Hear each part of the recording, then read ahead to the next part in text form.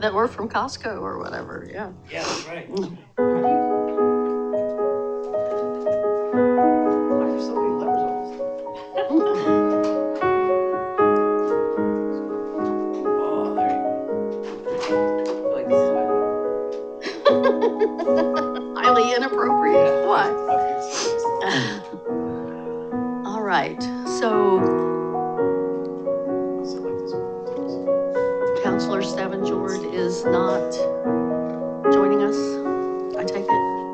She said she would try to join on Zoom. Okay. Well, so I guess otherwise we're all here, so we can go ahead and get started.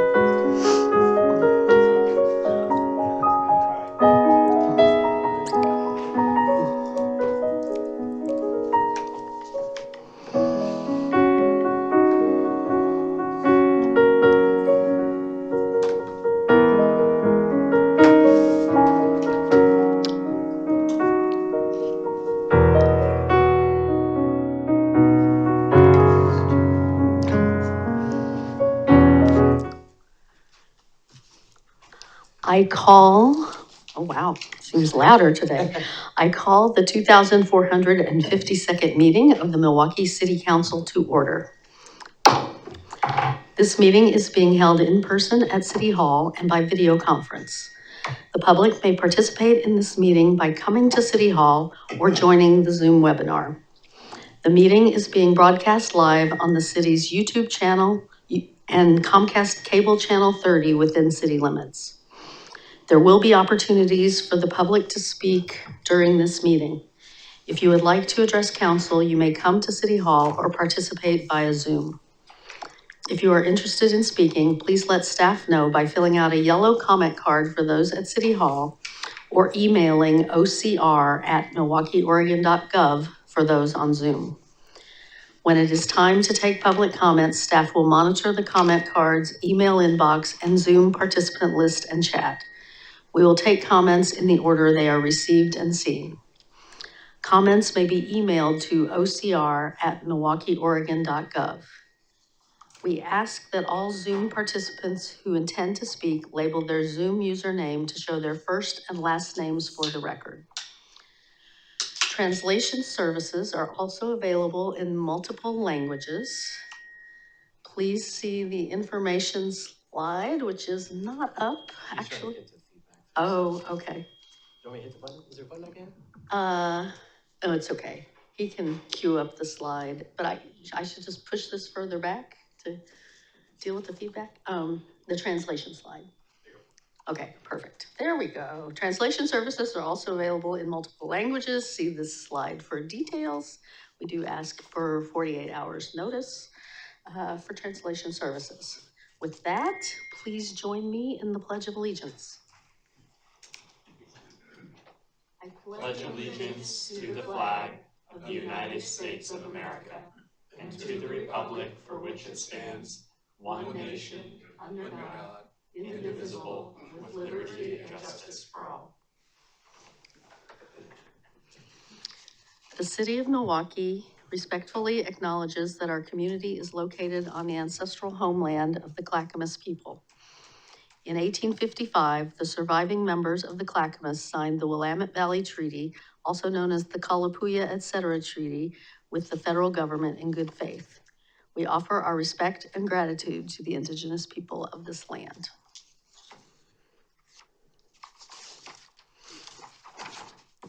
And now for our announcements. The second annual Milwaukie Fest is this weekend. The event kicks off on Friday evening at Scavone Stadium from 4 to 7 p.m. with the second annual softball game between the Freem Family Brewers and Keeper Coffee. The event includes music, food, and the most anticipated contest of the summer. Then on Saturday, 5 blocks of Main Street will be closed for live performances, vendors, craft activities for the entire family, and more. Check the city website for all the details about the event. And I actually had thought about wearing my duck race t-shirt, but the duck race over Kellogg Dam is also during Milwaukie Fest at 1 p.m. that day. And the Parks Foundation has some cool new t-shirts that you should check out when you're downtown. The Milwaukie Arts Committee hosts another year of Porch Fest on 3 Fridays, Friday, July 17th, 24th, and 31st. The community is invited to create music from their own homes or walk and bike around the city to enjoy the sights and sounds. And it really does, I mean, it's grown every year, but this year it seems like it's bigger than ever. Lots and lots of great acts. The city is updating its urban forest management plan and asks community members to take a short survey before July 13th on Engage Milwaukie. Your responses will help guide future programs, investments, and policies concerning the city's tree canopy. Milwaukee City Manager Emma Sager will hold her next monthly open door session on Friday, July 24th from 9 to 10 a.m. at City Hall. Feel free to stop by to ask questions, raise concerns, or just find out what the city is currently working on. Join a community-led festive gathering to celebrate LGBTQIA+ Pride Month on Saturday, July 25th from 10:30 a.m. to 2:30 p.m. at Scott Park. The event includes live entertainment, food, games, and more.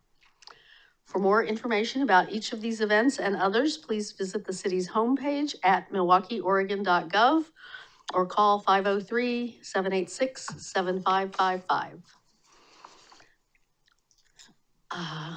And then I have a haiku this week for Milwaukee Fest. Sunshine on Main Street, music, neighbors, memories. Fest weekend is here. And I still have a few haiku in the queue, but you can always send me your haiku. My email address is shown there because I will be needing some more haiku soon.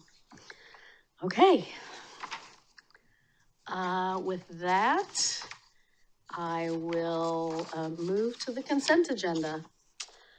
Tonight's consent agenda includes minutes of the City Council June 2nd, 2026 work session and June 2nd, 2026 regular session, and an Oregon Liquor and Cannabis Commission application for Oak Union Brewing at 10909 Southeast Main Street, a new license. Does any council member wish to remove a consent agenda item? Hearing none, I would entertain a motion.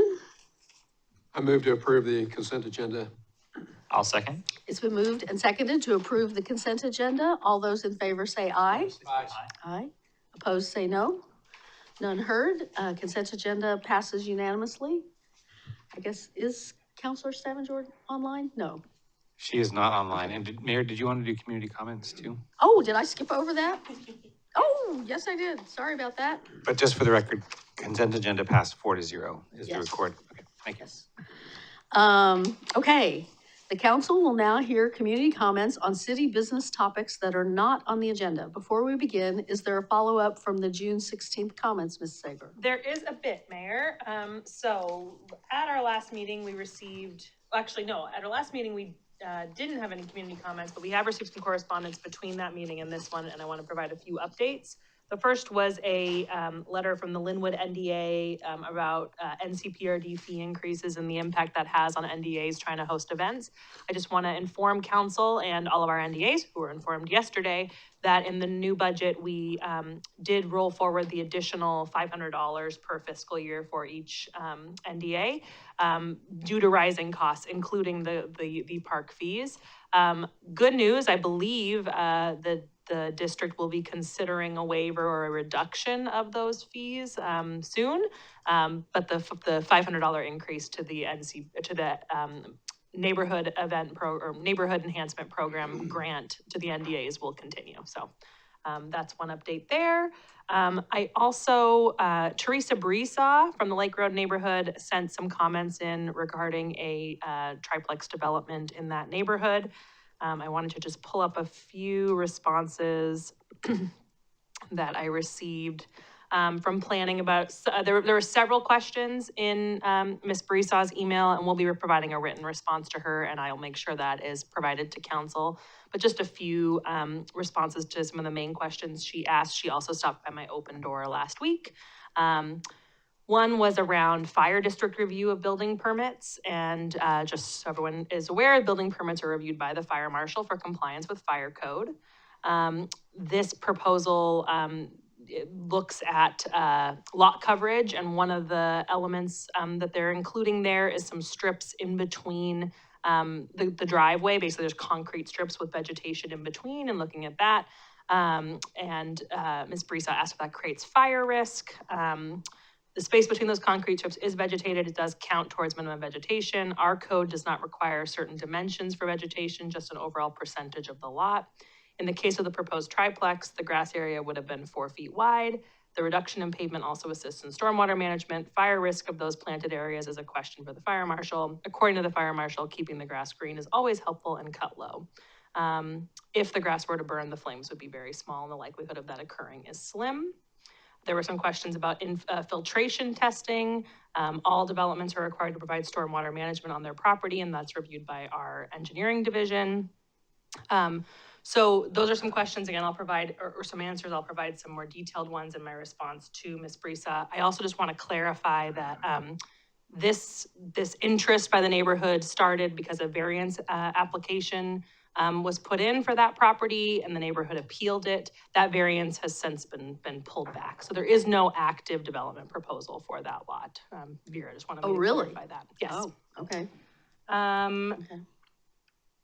And yes, I think those were the last one that was a follow-up just from a process in the last meeting. We had our hearing on the appeal on the abatement costs, and council had asked that we look into creating a payment plan. We did offer that and communicated that back to the individuals. So those are my follow-ups. Okay. Well, Ms. Brisa wasn't here to hear what you said. Hi, Teresa. Okay. Are you wanting to provide comment tonight? Are you wanting to provide comment tonight? So I just responded. No, actually, just verbally to council. That's okay. How would you like to do this, Mayor? Would you like me to follow up in writing? Well, I think it was fairly succinct. I think you can repeat it a little bit. Yeah. So you just was impeccable timing, Teresa. And so I'm not gonna be able to respond to every single question in your email. I'll do that in writing, but there were just a few that you raised to me in our open door that I wanted everyone to be aware of. The first was your question about fire marshal review. And yes, all building permits are reviewed by the fire marshal for compliance with fire code. Yeah. You asked about the vegetation in between and the fire risk there. So that's a little bit outside of our purview. We do count that in terms of the vegetation. According to the fire marshal, keeping the grass green is always helpful if cut low. But they also said that if that grass were to burn, the flames would be very small and the likelihood of that occurring is slim. And then in terms of filtration testing, all developments are required to provide stormwater management on their property, which is reviewed by the engineering division during permit review. And then the last piece that Vera just asked me to clarify is that because the variance application was pulled back, there is no active application right now at that site. Yeah. Okay. Okay, thank you. That's it for mine. So if you want to testify, fill out a yellow card. We're just getting to that right now. Okay. Just let me read the script. You can go ahead and come up to the table. Yeah. For those in person who wish to speak, please submit a yellow comment card found on the table at the back of chambers. If you are on Zoom, use the raise hand reaction to alert staff that you wish to speak, and when instructed to do so, click the microphone button to unmute yourself. If you are telephoning in through Zoom and would like to make a comment, dial *9 to raise your hand. You may also submit a comment via email to ocr@milwaukieoregon.gov. Before you make your comments, please state your name and city of residence for the record. If you would like the city to follow up with you, please submit your contact information. As council has other business items on the agenda this evening, speakers will be limited to 3 minutes each. Because information provided during community comments may be new, this is not the time for discussion. The city manager will respond at the next meeting to comments that require follow-up. So I'll call on Teresa Brisa. Hi, Teresa Brisa. Do I have to spell my name too? Last time I had to spell No, it. if you're doing the yellow card, good. you don't have to worry about that. Yeah, so the triplex, And I know the code allows it outright, but I'm wondering if, people pass code, they don't always know the practical consequences of the code they pass. So I'm wondering if you individually think it's okay to basically pave the backyard for vehicles. Because to me, that's something that is a definite no for me, for a residential neighborhood. I don't know how you guys feel, but I think the code needs to be changed. So, because basically it's going to be a paved backyard for 3 vehicles, and it's a very narrow lot. I'm wondering how you feel individually. So we don't engage Well, on a okay. conversation? Oh, I'm sorry. I just give comments. Well, maybe someday you can discuss it between yourselves. Okay. So I guess I can't ask you questions. Well, I can ask you questions, but you can't respond. So, okay. So I don't know if you guys have even really looked at the information regarding the triplex, which I know you can't respond, but it would be helpful to know. It's a very narrow lot. And I don't know if you had time to look at it, but it's good to know what the code says, because if this is allowed, it's not advisable. The neighborhood was very upset about it, and they submitted so many comments. And I know the variance is null and void, nothing to do with that anymore, but it's the idea of the triplex on a very narrow lot, 37 feet wide, with 6 bedrooms. That could mean you could have 2 minimum, probably in each one. You could have 6 vehicles, could have more. Anyhow, it's a very small lot, 52, 52, I think it is, 4,000. So it's very small, and for a triplex to be allowed, that's cantilevered with vehicles driving underneath it, and then driveway all the way going around to the back. I don't think it's good for our neighborhoods, and I hope we can figure out a way to stop it for future development, because I know this one has already been approved, but I don't think it's a good idea. And the neighbors are very unhappy with it. And I just hope that you'll be sensitive to what they think. And it's a lack of privacy as well. Plus the trees and the environment, it's all about the density, good up to a certain point and then not good up to a certain point. It goes over that triplex, 2 bedrooms each, 6 bedrooms. It's just overkill. Anyhow, thank you. So, Emma said she was going to respond more fully. I would just say, and hopefully she can put that in her, maybe a link in her response, but last summer, about this time, it was like July of last summer, we had what was called the Middle Housing Town Hall. And I obviously missed it. And if I would have known. Yeah, so there's a lot of right. Q&A on there, right. and it explains what the state has mandated right. and what we have latitude. And so I would encourage you to look at those materials. Because some of this we do not have latitude to address. Yeah. So the permeability, you're saying the minimum is what they. I don't want to get into that's fine. You don't have details here, but I would definitely encourage you to look at that's all in Engage Milwaukie, and there's a whole lot of materials there. And Emma can maybe help steer you to the right place. I appreciate your listening. Yeah. Thank you. It's all about the neighborhoods, by the way. Neighbors, they want density up to a certain point. Anyhow, thank you so much. Thank you. And we actually have a speaker on Zoom as well, which I believe is Mr. Stephen Lashbrook.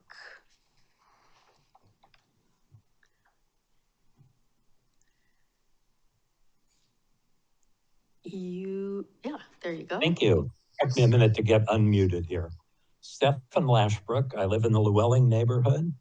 Good evening to all of you.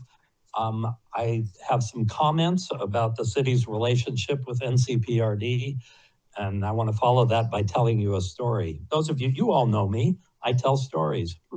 I want to start by saying I think that the staff and council from the city certainly you've done everything you could to strike an agreement with the county that would enable all the parties to feel good about completing Milwaukie Bay Park. But I would point out that the county took that project away from the city about 7 years ago. And a number of us thought that, well, that certainly meant that they would move it forward. Obviously, that has not been the case. I have to add that the Klein family's been working on this for 30 years. It's just hard to imagine how long this has been going on. And it's apparent to me, having watched the meeting of the county commission at the Concord Community Center in June, it's really apparent that they're not motivated to move this forward.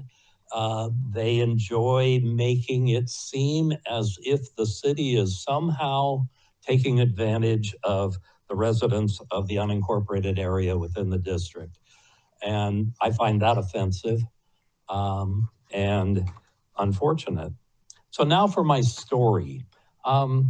Many years ago, I was a chief administrator for a community not far from here that was facing litigation that could have amounted to billions of dollars with a B.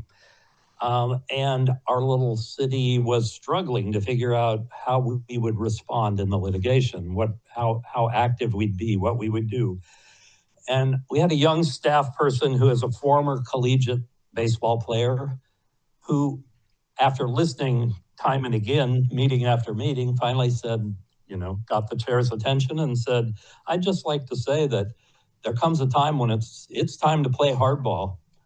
And that stuck with me all these years. We did it then, and I think it's time for the city to do it now. So I have, in follow-up to that, a suggestion that may be off the wall, but it certainly is playing hardball. And that would be for you to take, in terms of going forward, take all the SDC funds generated by the city of Milwaukie, within the city of Milwaukie, that are earmarked for NCPRD, and instead of forwarding them to the district, you'd put them in an interest-bearing escrow account, so you would keep them until this is resolved. I think that would create some motivation for the district that obviously they lack, because without it, I don't know what would make them do anything for the next 7 years. I guess I've said that clearly enough. Is that a crazy thing to do? Probably. Would it lead to a solution? I don't know, but nothing seems to be doing it now. And you all have certainly tried very hard. So I'll end this by saying this whole thing has made me think of an abusive relationship for some time. And it's like one party continues to abuse the other with the threat that I'm going to do this unless you promise not to leave me. It just doesn't seem healthy. And I think the city of Milwaukie has become the abused party in this. Those type of relationships never last, and they definitely shouldn't. You can read that any way you want to. I could talk about this way too long, but I'd be like talking to myself because you all have been over this and over this. I hope you'll at least consider my proposal.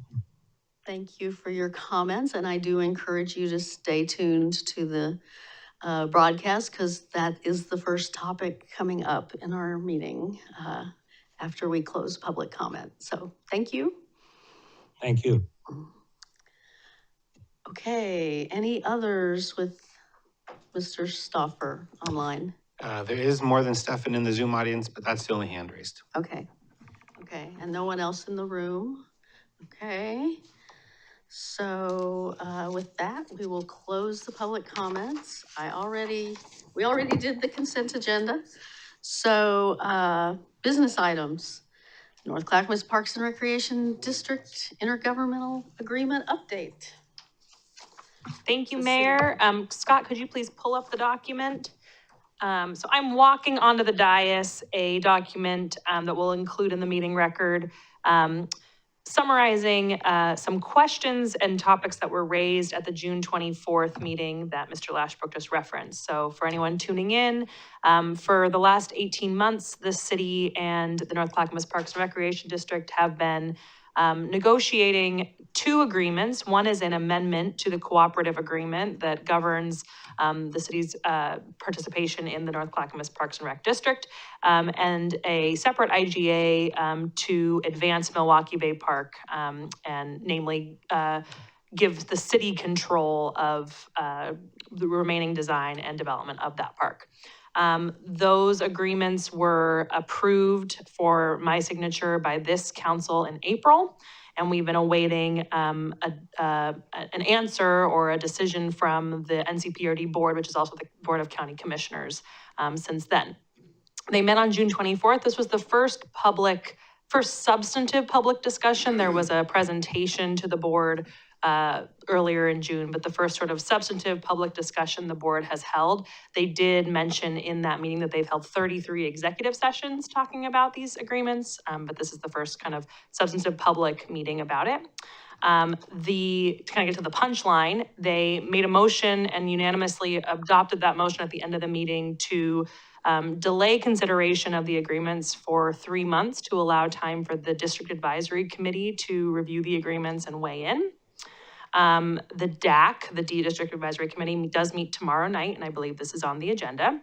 But what I wanted to do tonight is it was a long meeting. It was almost 3 hours, and many questions were raised, statements were made that I want to kind of provide some city response to just clarify some things for folks who have been following along with us for the past 18 months. So we have this document together. I apologize with the 4th holiday. It wasn't prepared to go in the packet on Friday, but we will make sure it is posted to our website tonight and included in the meeting record. And Scott will scroll through it with me. So Scott, can you scroll down so we see that first question in blue? So one question that was asked by one of the board of directors, or the directors on the board, was would the approval of the Milwaukie Bay Park IGA and the cooperative IGA amendment save the district money? Many folks in their testimony in support of the agreements talked about the operational and maintenance savings that could be realized if these were approved. So these IGAs cover a lot of ground, and there's a lot of transfer of funds, both on the capital side and the operations and maintenance side. We've put together this little table summarizing what we call gives and gains. So from Milwaukee's standpoint, we will be giving, or really assuming, up to $1.06 million of capital maintenance and repair costs at Milwaukie Community Center over the next 5 years. This is largely from the roof that needs to be replaced. If these deals are signed, we would take over the responsibility for that. We would also take over the responsibility for raising the remainder of capital costs to build Milwaukie Bay Park Phase 3, which is estimated at around $10 million. We would also take over annual maintenance costs at Milwaukie Bay Park once Phase 3 is completed, and that is estimated at $60,000 a year. What do we get out of the deal? What do we gain? Well, we gain control of Milwaukie Bay Park Phase 3. We would get the 50% designs that NCPRD developed, transferred to us, as well as the design contract. On the NCPRD side, if they sign, they would be giving $3.1 million of Zone 1 SDCs, which were paid by Milwaukeeans, plus up to $200,000 of SDCs accrued between signing and the construction. So in total, $3.3 million of SDCs.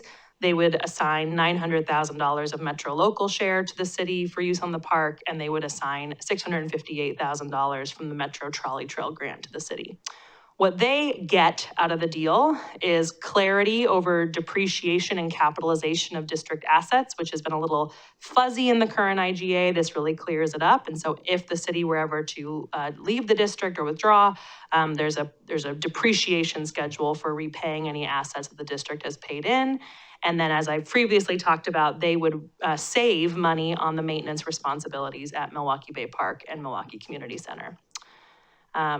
So a lot of money changing hands, but the short answer to the operations and maintenance question is yes, if these were signed, there would be reduced O&M responsibilities at 2 large properties that the district could then reassign those O&M costs elsewhere. Scott, if you could scroll forward and go down to the next question. So a large theme of the conversation on the 24th was around kind of parity and equity with other parts of the district that are underserved or less served with parks. It is true that the city of Milwaukie, which represents about 20% of the population and land area of the district, is home to about half of the parks in the park portfolio. That is because the city owned parks prior to joining the district and has chosen to spend its own dollars on capital investment and acquisition of parkland. But there was a large concern kind of raised that if these deals were signed, it would harm investment on other capital projects elsewhere in the district. So the question when I raised was, would approval of these IGAs redirect funds earmarked for parks in the unincorporated areas? Director Selly on June 24th did confirm that if these agreements are signed, what would happen in the system plan and the capital improvement plan for the district is that Milwaukie Bay Park and North Clackamas Park, another Milwaukie park, would swap spots. So North Clackamas Park is currently a near-term priority, Milwaukie Bay Park is a midterm priority, those would swap. It was very clear that no other near-term or midterm priorities in the unincorporated parts of the district would be affected. So this would have no impact on the district's planned capital investments in those underserved areas. I think that was a point kind of lost in translation, but that I think is very important because I'll speak for myself. I think we agree there are underserved parts of the district that we absolutely would love to see more parks built in. Okay, the next one is a long one.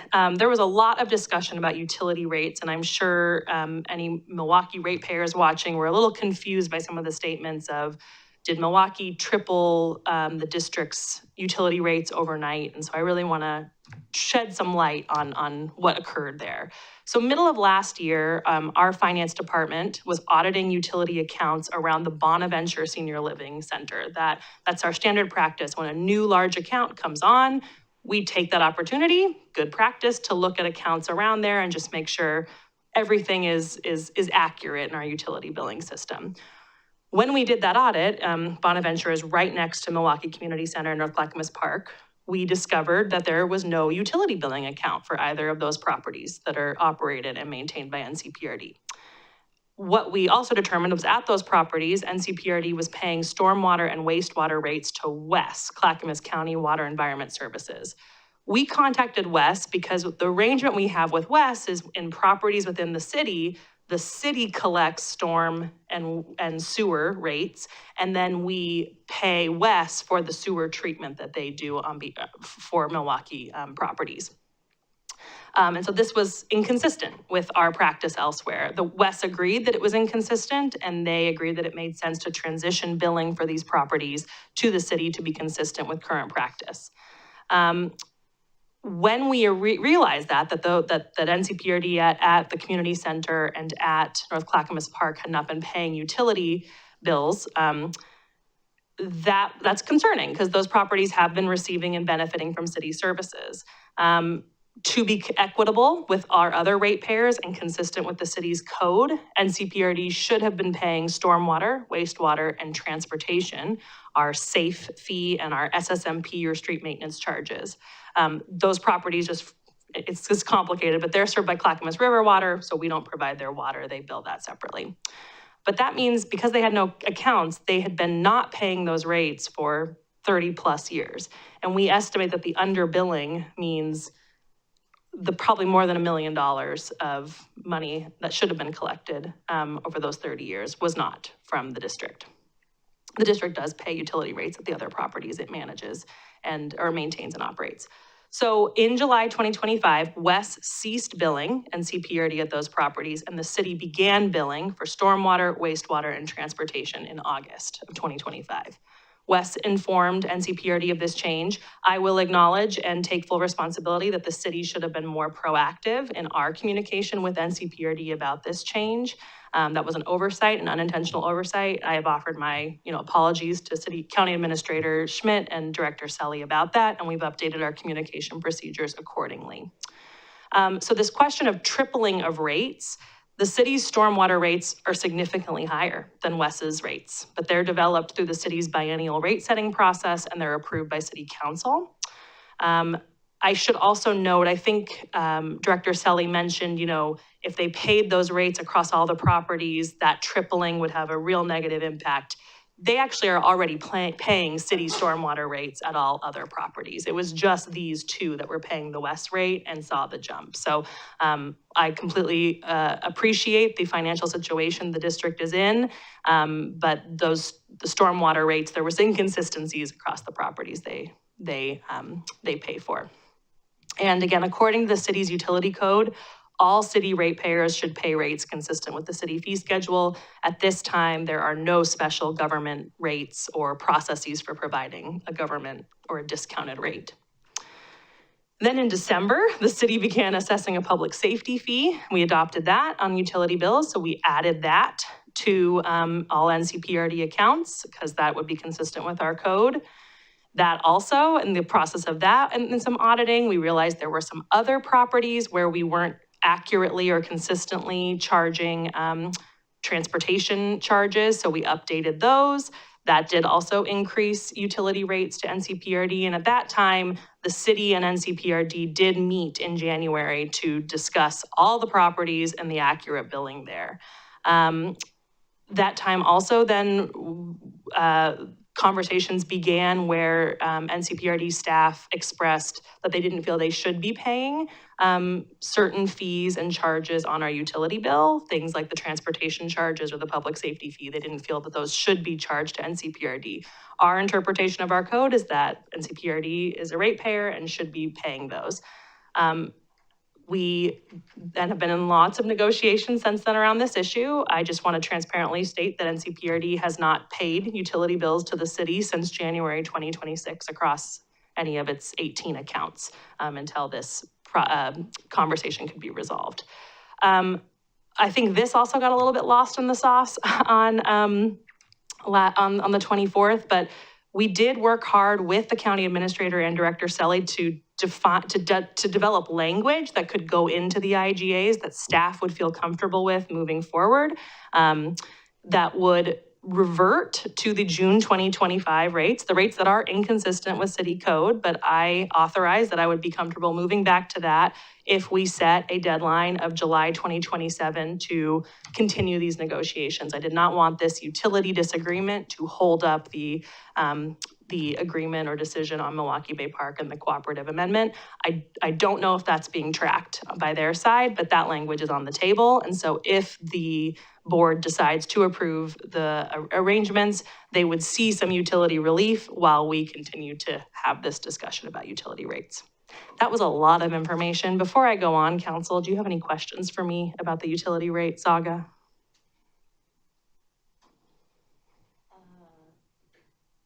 I do not, as having been in part of the negotiating team, I've known a little bit more about it, but I certainly understand if the other counselors did have some questions. One thing that I heard in the Sure. video from the 24th was a concern that this was an increase that had happened on other Milwaukie parks as well. You're saying that is not the case. It is only on this property. It's nuanced. So the big jump that was referenced was the stormwater rate. The West stormwater rate to our rate is a tripling. Okay. But that change only is occurring on Milwaukie Community Center and North Clackamas Park. NCPRD was already paying city stormwater rates, those higher rates, at the other parks where it applied. Where there's the nuances, and again, and as we're a utility provider and we audit accounts and we find things, and we did find that we weren't consistently putting SSMP and safe charges on various properties. So those did see some increases as well. It's around $900 in total across the 18 properties a month of increased bills. I know you mentioned it's a violation of our code, what we're putting forward.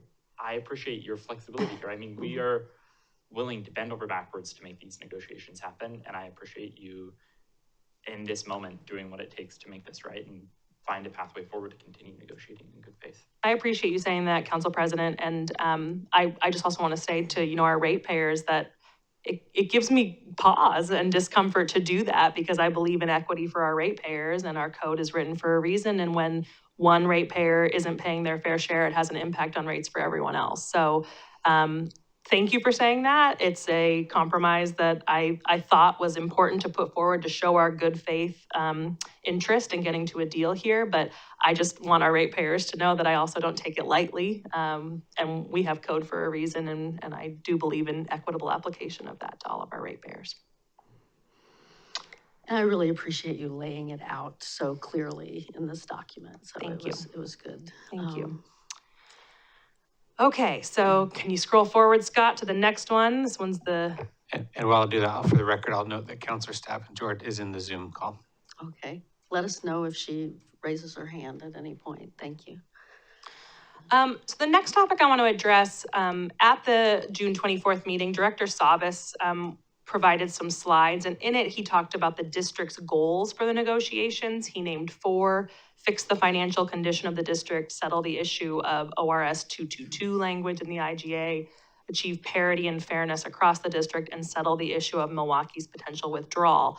I just want to offer for the record that those goals were never agreed upon by the negotiating representatives of both agencies. If you go back to where this negotiation process started, it started with a letter from this council to the board asking to come to the table to talk about Milwaukie Bay Park Phase 3, and actually said in that letter they did not want to engage in any discussion regarding withdrawal or withdrawal language, as that was being reviewed by the Court of Appeals at that time. We also have published on our website the notes and minutes of the negotiation sessions that show the continued reiteration of that point. I will say Director Savas was clear throughout that he wanted to talk about some of these issues, but I just want to, for clarity, for those following along this process, those 4 goals that were named were not agreed upon by all negotiating parties as the focus of the negotiation. Next question, if you can scroll down, Scott, can the IGA? Yep, Mayor. I would state that more strongly, that not only were they not agreed upon, but they were outright rejected by our negotiating team. We said, and you document that here, we said at several junctures, we are not here to talk about withdrawal. Mm-hmm. Yeah. Another point raised in Director Savas's presentation was an option or a potential of the IGA, the cooperative IGA, so not the amendment, but the actual IGA itself being terminated. So you may be wondering, can it be terminated? What happens if it is terminated? It does, that IGA does include a termination clause, but it is quiet on what occurs when that termination happens. There's some statements made by Director Savas that if that was terminated, the maintenance responsibilities that the district has in the city would be null and void, for example. We want to clarify that the legal pathway for a unilateral termination by the district and those ramifications are unanswered questions that would require significant legal review. So any statements about the process or potential benefits should be seen as purely speculative. And then last but not least, there were a few times a statement made about the district subsidizing Milwaukie. So basically that the district spends more maintaining the parks, operating and maintaining the parks in Milwaukie than it raises from tax revenue in Milwaukie. We, as I mentioned earlier, we do not contest that 43% of the parks of the district are in city limits, even though we're 20% of the area and population. But that is not because of district investment. We owned our parks prior to formation of the district, and we've spent our own money in the decades since acquiring land and investing in capital improvements. We have requested from the district the underlying data of how they calculated the $600,000 to $1 million annual subsidy, and have not yet received that information. If we do, I will provide it to you. But that number was cited, and there was a reference to a formula used to calculate it, but we have not received what that formula is. That is my recap. Council, I welcome any questions or any kind of comments you want to make on the proceedings of June 24th. Well, let's start with questions. I'm not seeing any questions, so comments. I will just note that the District Advisory Committee meets tomorrow night. It was left vague at the June 24th meeting. I mean, they were given 3 months to review and make a recommendation. I do think there's, the packet that is available online at ncprd.org under upcoming meetings does have a memo from Director Selly indicating she would like the DAC to make a recommendation tomorrow night. I hope that's what happens and that it doesn't drag out longer, but that remains to be seen. I encourage people we had a great turnout. I want to thank all the people who were there in the room. It was a long night, and but we had great comments from people. I really appreciate all the people who came to comment, and made some of these same points that kind of fell on deaf ears. I don't know, I'll turn to Councilor Massey since he's the other member of the negotiating team if he wants to. I think the city manager and you have summed it up quite nicely.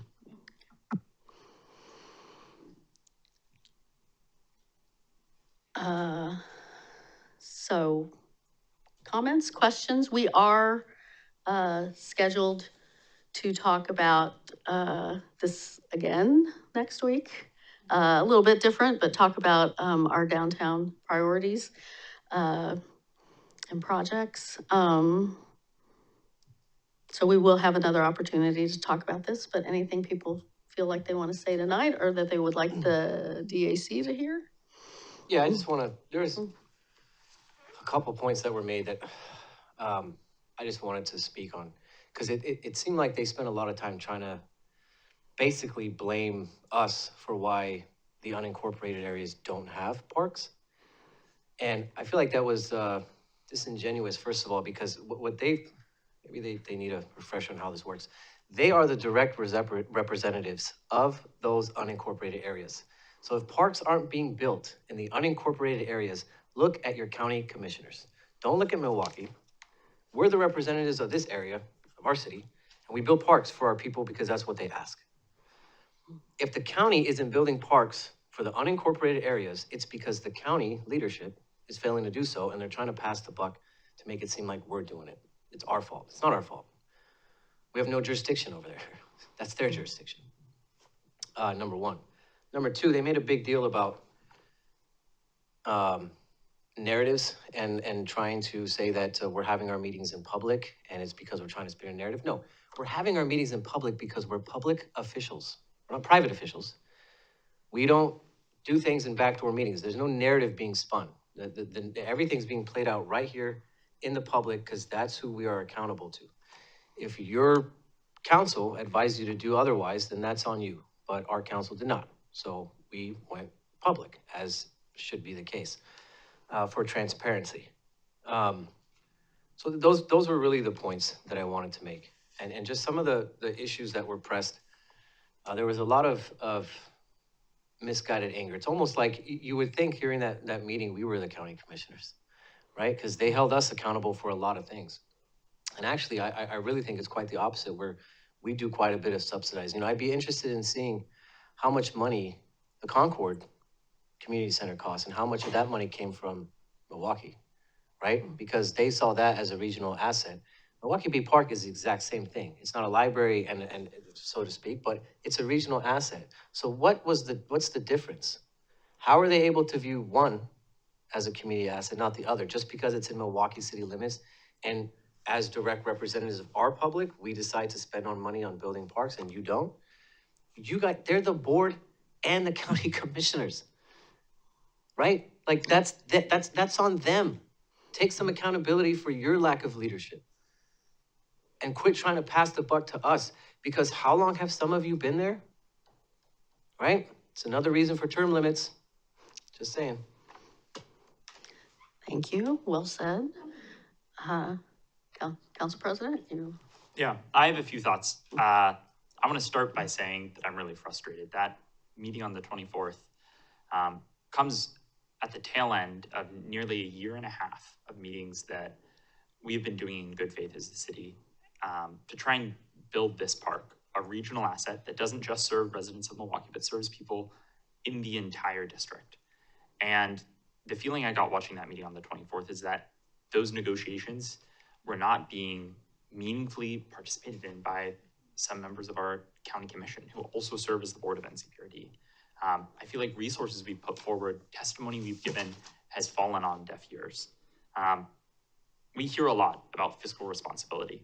We talk about it here in Milwaukie. We hear about that at the county level. I just come back to this point. It is fiscally irresponsible what has happened with this park. Delaying construction for nearly a decade has caused lapse in grants. It will make it more difficult to get funding for this park in the future. And it puts us in a bad position where people lose faith in government because we make promises that we do not keep. And that is all deeply troubling to me. It's the reason why we as a city have been committed to getting to yes here. And I don't feel that commitment from our Board of County Commissioners. And that's really sad to me. It's no surprise that as all of this is happening, the 5 of us are all hearing calls to leave the district from a number of our constituents who feel poorly served by this board. Commissioner Savas, you talk about governance a lot in the meeting of the 24th. I think we're open to that conversation. I want to talk about governance because I don't feel well served by the board as it currently stands. I feel like we're experiencing in Milwaukie taxation without representation, and I think that we need to have a real conversation about how that can change. We all want to build this park. This is an important regional asset, and I look forward to continuing to work with the county commissioners, regardless of what they say in their public meetings, regardless of whether or not we feel like that is happening in good faith. I want to continue to work with them to get this park built because I think that is our North Star in this process, and I appreciate that we can continue to have those conversations.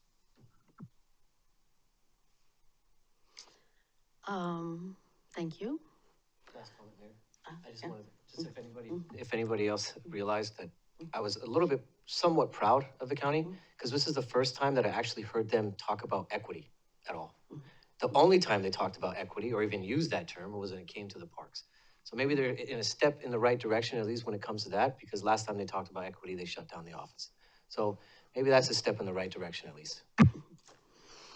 That's, yeah, that's, let us hope. I guess I would just say, I am not as convinced as the council president that there's a lot of point in further negotiation. And certainly if they stick by the idea of kicking this down the road 3 months, I think that's a conversation we will need to loop back to. You know, the 18 months has been pretty frustrating, certainly the time since December, because we thought we had the outlines of a deal in December, and here we are 7 months later. Is Councilor Stavengerd wanting to speak? Yes. Please, go right ahead. Hey, Mayor, thank you. So, yeah, I echo the disappointment shared by my colleagues.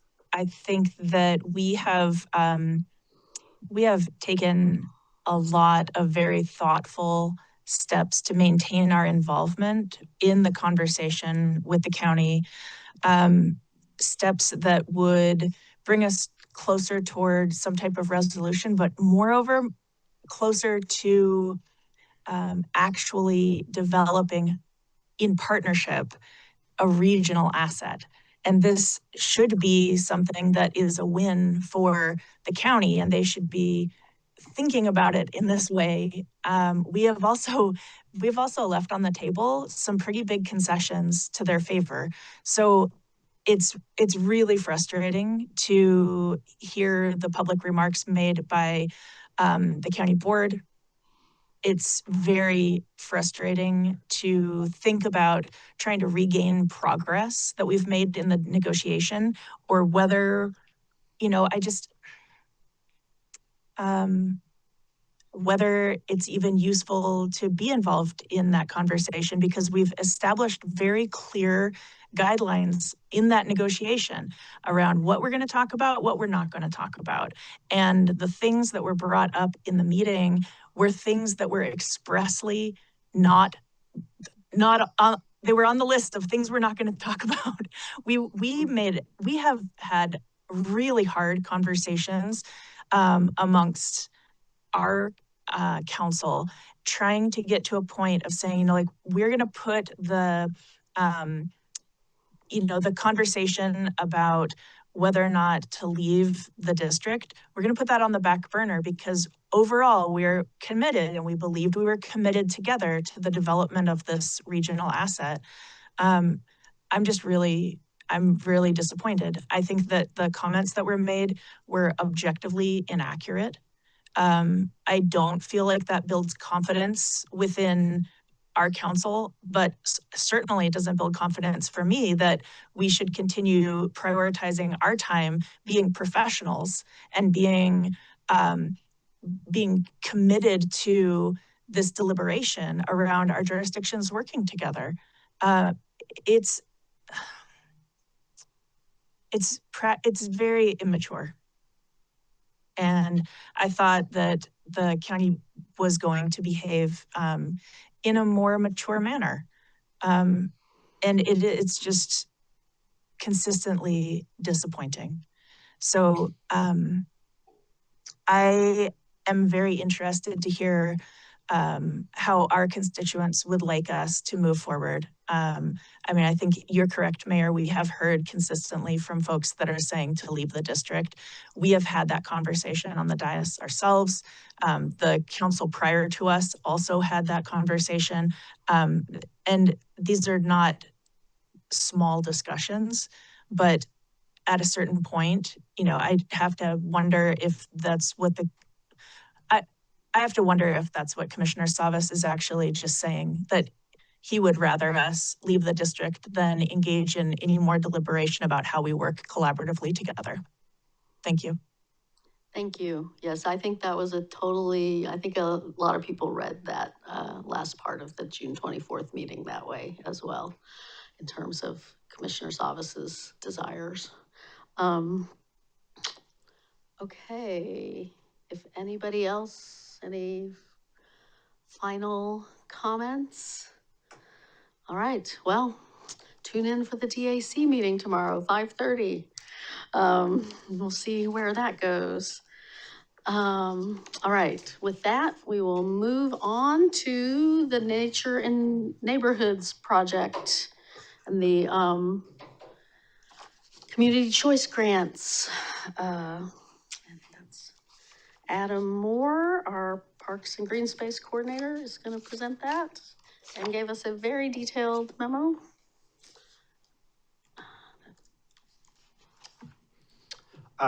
Hey, Council. Good to see you again in prime time. While Scott is pulling this up, I just want to make sure that I give a shout out to our Parks and Rec Board. All 9 of them have been thoroughly invested in this community choice program since the very beginning, which dates back to April of last year. They attended as many of the events as they could.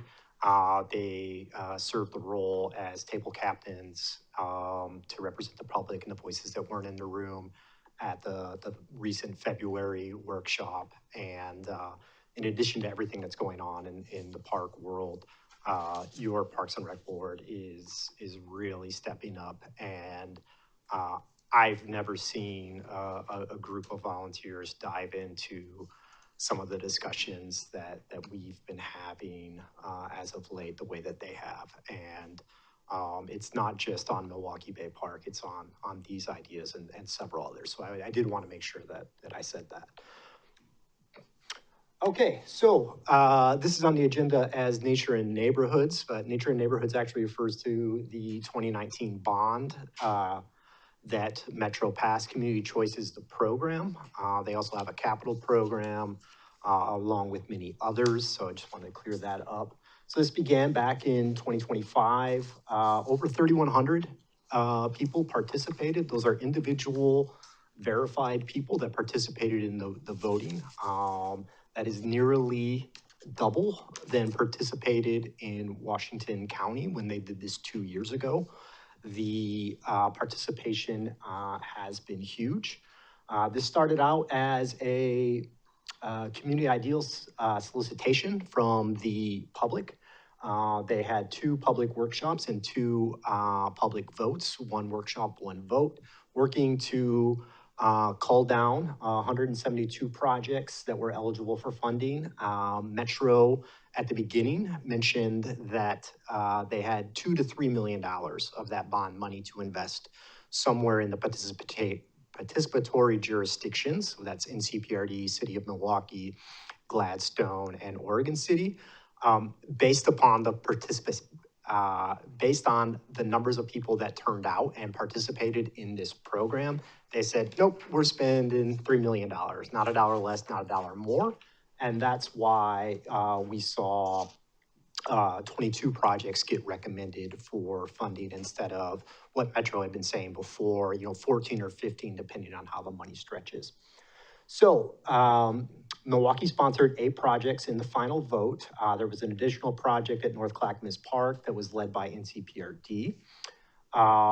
Ranked choice votes were reviewed by the community board from Metro, and they will be submitted for final award on Tuesday, July 21st at the Concord Community Center from 10 to 12. Lunch will be provided. The public is invited to join in there.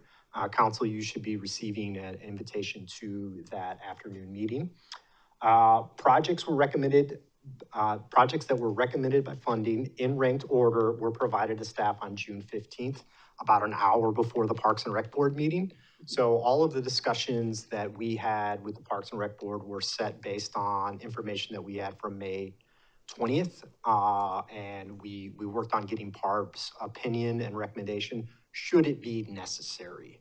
And again, Council, when we talked about this last at a work session, you asked staff for additional information, and we tried to provide all that, should it be necessary.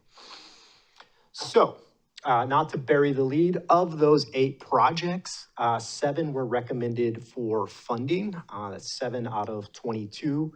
River access at Milwaukie Bay Park was number 1 overall. It was a huge driver in participation. I can't say that word tonight for some reason. Not only here in Clackamas County, but out through the metro counties, because in the second vote, anyone in the metro area was allowed to participate. Milwaukie Neighborhood Swift Roost was number 3 overall. I don't know what those birds have, but they have a lot of staying power. Those 2 projects were up near the top, and they remained up near the top. Habitat restoration at Spring Park was 6th overall. That's a project that we saw jump up from the May 20th results. Our understanding from Metro, while they didn't share a lot of specific information, they did mention that over those last 4 to 3 weeks of the voting, they started to see some of the restoration projects rise to the top. Treat stormwater at Kellogg Creek. This project is not on city property. We will talk more about that later, but that's at Rao Middle School. That was 7th overall. That's another project that we saw take a big jump. Nature Skate at Water Tower Park was 8th overall. We have heard some of the concerns that people have about adding skate elements to the park. That will all be taken into consideration. We just have concepts at this time, and we'll talk more about what the park projects need in a second. Access to Minthorn Springs, this one fell a little bit to 10th overall, but was still recommended for funding. And then to restore the Fernberg Wetlands was 15th. So again, this one, Fernberg Wetlands did fall. Now the Fernberg Nature Play, the 2 Fernberg projects for a lot of the time in the voting were together. And over those last few weeks, you saw them separate. Unfortunately, Fernberg Nature Play did not make the final cut. So it is somewhere lower on that list than 22. It is our understanding that the 22nd project that received funding only received partial funding. So what we know about Fernberg Nature Play is that it's an alternate. If a project were removed from the funding list, alternate projects may move up. I don't know where Fernberg is on that alternate list. I just know that it got enough votes to be an alternate, and that's it. Oh, you say here is first on the alternate list, no?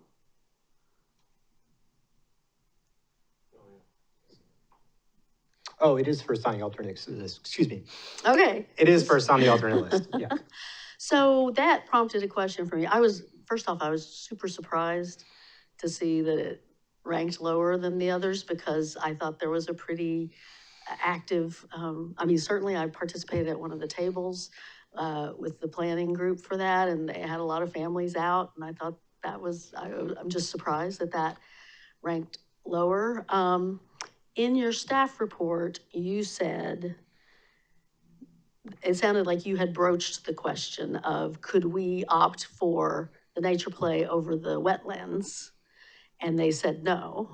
The answer to that is no, we cannot swap projects. We are not able to move a project into the funding list. The question here tonight is, do we want Metro to move forward with these 7, or do we want to remove any of these projects from 7? What moves up into its place will come from that alternate list. My understanding is that Fernberg is first or close to first on that list. I don't have the actual list. That's why I'm guessing. I only have the list of the 22 projects and then Milwaukee's projects in order. So Okay. that's the only, what So Metro did share with me is that the wetlands received about 12% more points than Nature Play. These are points, not votes, because it was ranked choice voting 1 through 5.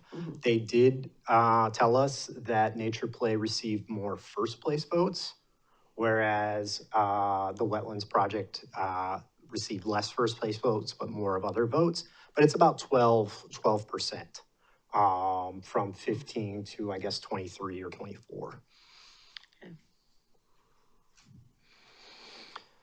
So the question, as I mentioned, is do we accept all 7 of these projects, or as we started to talk about at a work session not long ago, is 7 too many? Because we thought that there would only be 15 projects funded by Metro. There was 22. 7 projects obviously require a lot more in dollars and in staff time and work to complete. So I just want to make sure, council, that you're aware, these projects are just concepts right now. People have asked me for additional information. There is no additional information. It's the bullet point budgets and that one graphic. That's it. That's all we have. Most importantly, these projects require IGAs. We would need to sign an IGA with Metro, agreeing to get other IGAs done within 2 years, and then promising to get construction done by 2031.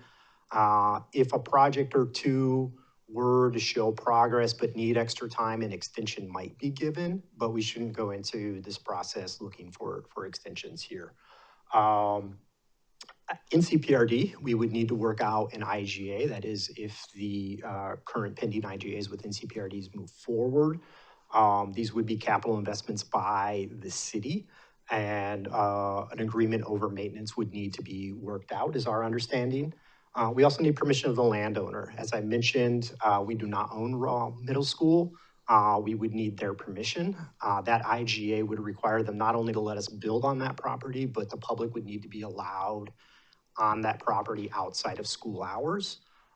Metro has tried to get a hold of the school district when it became apparent that we did not have a hard yes, we're willing to work with the city to get to yes in 2 years. I reached out to the school district.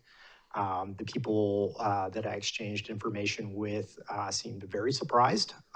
They stated that they weren't aware of it prior to me reaching out, and that they would get back to us sometime this summer.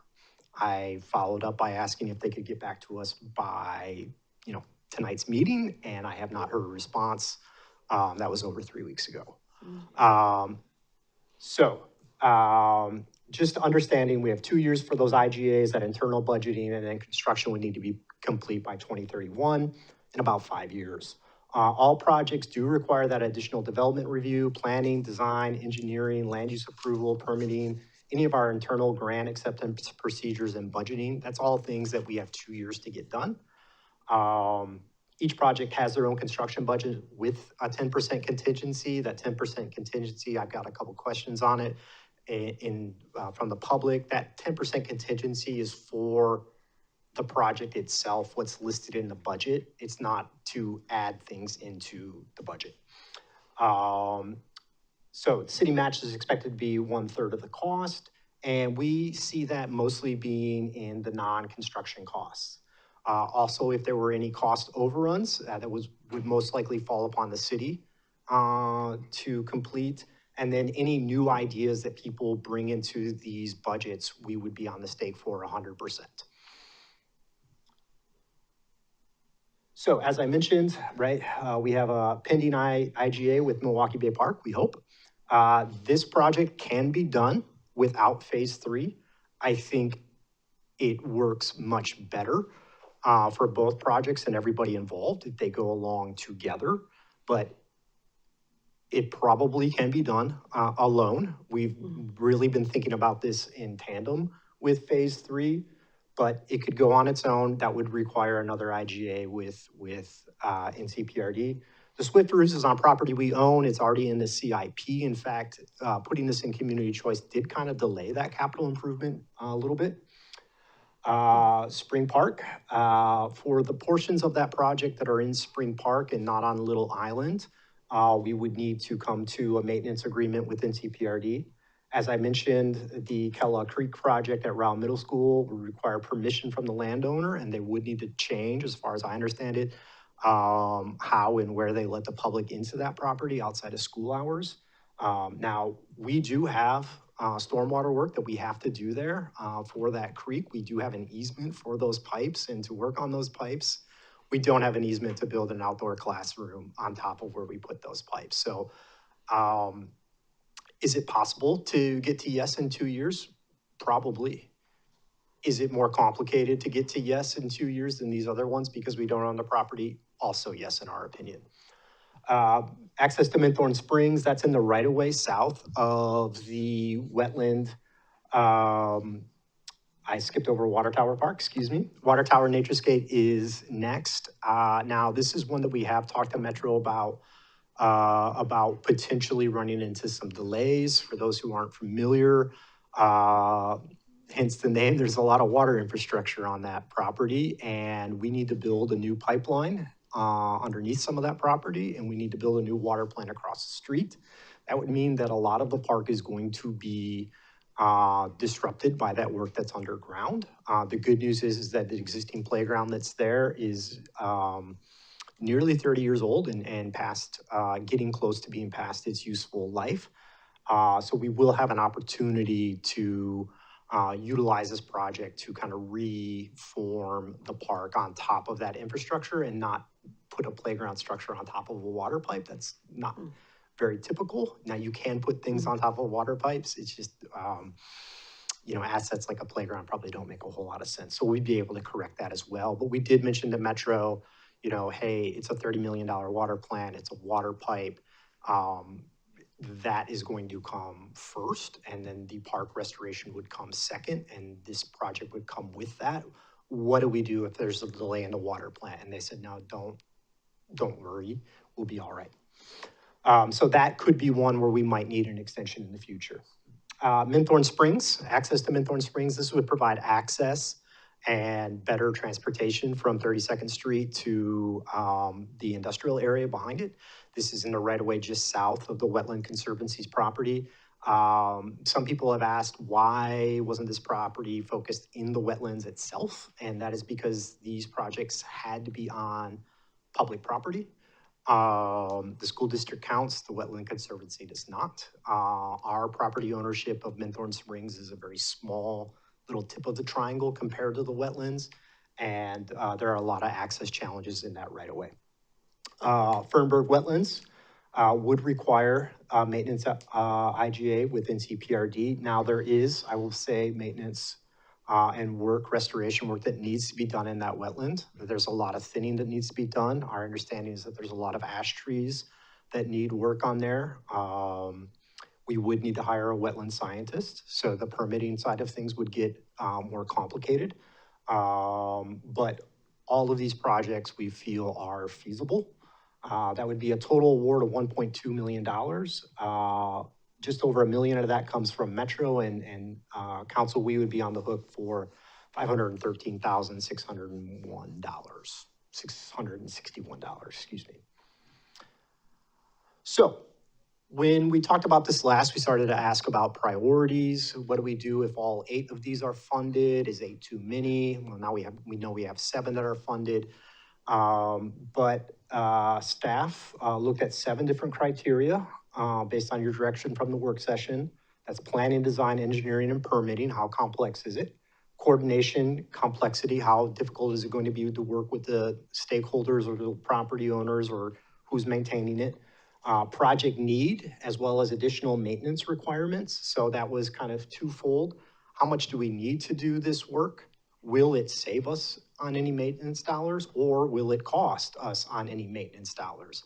And there are capital repairs, particularly when it comes to playgrounds. That's why it's kind of disappointing that Fernberg Nature Play isn't on there, because engineered wood fiber, the playground mulch, if you will, underneath play structures, that needs to be topped off every single year. The unitary safety surface that we would put in is not only more accessible for intergenerational play and people with mobility devices, but it also doesn't need to be maintained every year the same way that engineered wood fiber is. Engineered wood fiber is much cheaper, but is very costly, in fact, more costly over 10 years than a unitary safety surfacing. We looked at, does it provide inclusive access to a new natural area? And that gets to the priorities of the bond. We looked at relationships to existing projects or an adopted plan. So for example, the Swift Roost was already in the CIP. We have already committed program dollars for that, or capital dollars for that. It will be managed out of the CIP engineering team. In fact, it's been a little bit delayed for this project. Did it follow an adopted plan, right? So we heard from residents, hey, complete the boardwalk and restore the wetlands like it was in that 1990s Fernberg plan. That's what we want. And so we were looking for, is there anything that ties this project to our CIP or our existing plans? And then overall confidence and feasibility to complete it in 5 years. Each project was scored. These scores were presented to PARB on June 15th. PARB then went through an exercise where they ranked each project, which was then added to the staff score to come up, and the final vote results to come up with an index. Now, all of that work is completely unnecessary if you say we want to move forward with all 7 of these projects. That work comes into play if you feel like 7 is too many, whether it's cost, whether it's too complicated, whether it's the IGAs concern you. PARB was also asked to assume that 1 or 2 projects had to be removed. They said, okay, we can remove 1. You can go down to 6. And the only reason we asked them to do that was in case you, council, wanted to know, hey, wait a second, we have the votes, we have a staff opinion, we have PARB's ranking, but how does PARB feel about taking a project or 2 away from here? They said only take 1. And it was their recommendation that the project at Rowell Middle School be the one to take off the list because we don't control our own destiny there. It's not our land. Could this be a simple IGA to write? Yes, maybe, perhaps. Is the school district willing to do that? I don't know.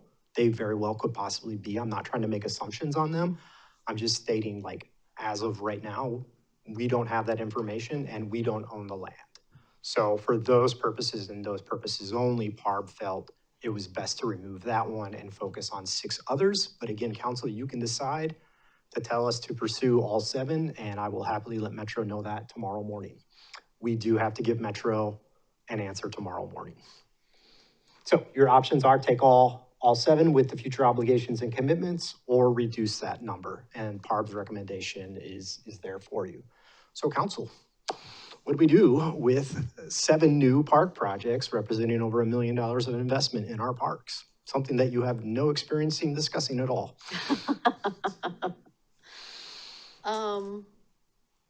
So we could do the 6 remaining as a play to get the 7th to be Fernberg Nature Play, right? I'm sorry, say that again. If we take the PARB recommendation to remove the Rowell Middle School project, and we say, so we have 6 projects and we keeping Fernberg Nature Play, we could be hoping that jumps up as an alternate that gets funded. Well, then we would still have 7 projects Yes, to we would complete. still have 7 projects. So my understanding is the way alternates work, and I know I put in the presentation that it was first, that is based on a short conversation that we had with Metro staff. I have not seen the list. So I can't guarantee that that you remove one or more projects and Fernberg Nature Play is going to get recommended for funding. That's Metro's decision. When I asked about swapping projects, I was immediately told absolutely not. That they understand people need to be strategic in their commitments that they make. But Metro asked us not to consider swapping projects. And we did tell the Parks and Rec Board, no, that did not receive enough votes. We're not able to move that up. But it is the mechanism of the process. Metro is going to spend $3 million on these projects.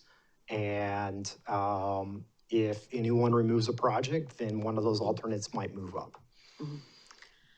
I will say that there is a big gap between number 4 on the list and number 23 on the list, or number 15 on the list. That was the wetlands, and number 23 on the list. You know, council at the work session, you said that you really wanted to hear from the voters. We have heard from the voters, or the participants in this participatory budgeting process. You've heard from staff on how we think about it. Each one has their pros and cons. And then you've heard, obviously, from the Parks and Rec Board. So. And I do just want to point out, I like you gave us a very detailed chart at page RS 44 that does kind of call out where some of the potential match sources are. You had given us some of that previously, and that's good to have in our mind, because I think the 513,000 might be like a shockingly big number, but there are some potential sources for healthy chunks of that. Yes, in fact, before projects went to a final vote, we did take some time and thought it over and talked it over with Metro. And if there are projects that we felt were not feasible or didn't have a source of match or just weren't a good fit for the project, the community choice project, that those would be removed. And so we did see, you know, there was a North Clackamas park project that connected the neighborhood that would have had to go on over the creek, out of the floodway, would have had to go on up 90 feet in elevation, all at less than a 5% grade, way more than the $250,000 project, way more engineering than this project was meant to take on. Great idea, right? We don't throw away good ideas, but we did find a couple projects. There was one on Railroad Road as well that would go along with the trail that is pending for Railroad. That trail is 10 years out. We've got to get this done in 5. So it just didn't make sense. Right. So I guess long story short is we put a lot of thought into this and what projects would go into the final vote. We felt that all 8 were doable. The only reason that PARB was asked to make a recommendation is we felt like you might need one tonight, and we know Metro needs an answer very soon. Tomorrow morning. All right, thoughts? Questions? Yeah, questions, thoughts? Yep. So I read the staff recommendation is to accept all 7 projects. So I'm assuming with that said this is doable, and we have funding that's not going to necessarily put us in a funding predicament. Is that what I'm reading? So there's 2 pieces. There's capital and there's maintenance. I push back if I'm getting this wrong, Adam, but I think that we are confident on the capital match side. Correct. That we can, we either have existing capital projects or we have the ability to redirect funds to make the match for the 7. I do, as Adam well said, these will all require IGAs with NCPRD. And the way that our cooperative IGA with the district is written is that we have to request maintenance of the parks if we make capital improvements. I don't have a very clear answer for you right now on exactly how we would absorb those maintenance and operation costs were those to fall to the city, but we would explore that if that was the direction we got from you. So our, And if NCPRD said they wouldn't maintain them, they may agree to maintain them. Well, I was gonna say, I feel like, I mean, Water Tower Park is different because it's a, it's a built-out park, but the natural areas, the Spring Park and the Fernberg natural areas, bring some benefit to NCPRD, right? In terms of some of the funding for treating ash trees or removing ash trees, some of the revegetation. I mean, it would be funding that NCPRD could be. yes, and Yeah. that is an opinion that I think staff all share, is that not just on the restoration side, but several of these projects do address needs in our parks, and that is work that as our park provider and as members of the district, we would expect to see from NCPRD if it's going to be done. We get a lot of calls regarding the wetlands at Fernberg. We also get a lot of calls regarding the playground there. The condition of the playground at Water Tower Park has come up. The nice thing about new things is while you do need to maintain them, the maintenance is usually a lot less early on. And so, I think that we could see some reductions in the costs with these capital improvements there. They vary from project to project, but yes, in the restoration projects, we do see a response to emerald ash borer in there, which is part of NCPRD's plan. And this work would go to support that work. So, okay, I appreciate that response. And it sounds like, and I know that we don't have the numbers for like what the maintenance would be for this. No idea. But I would have to, well, I don't have to, but I'm assuming that staff had some sort of discussion or general idea that there is going to be some maintenance, and with the recommendation, it seems like we can stomach that, right?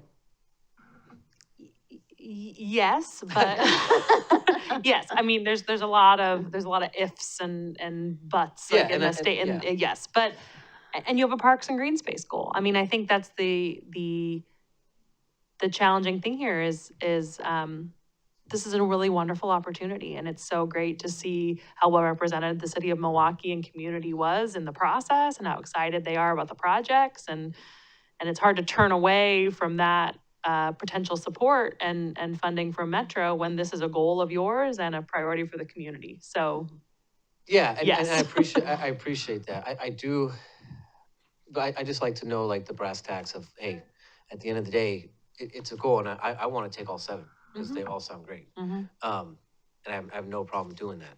But I just want to make sure that, because when, I look at the staff recommendation and I put quite a bit of stock in it because you guys are the ones that have to deal with this. So when I see that, it makes me more comfortable with making a decision because I think staff has laid out a lot of these scenarios. So I'm assuming that regardless of the support and the gumption behind it, that we would still be able to look at what we need to. Yes. And make assessments appropriately. Yes.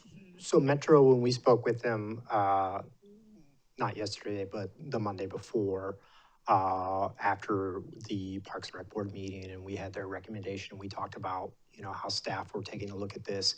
Metro reminded us that when we joined this program of theirs, that the goal for all of these projects was to try to find a way to and Metro understands that these are not grants that we wrote. We didn't say, hey, we've got a guaranteed project all laid out here and look how great it is and can we have some money for it, please? This is the community coming together for participatory budgeting. And so Metro understands, just like in Washington County, that maybe one of these projects isn't going to come to fruition. Metro's okay with that. Yeah.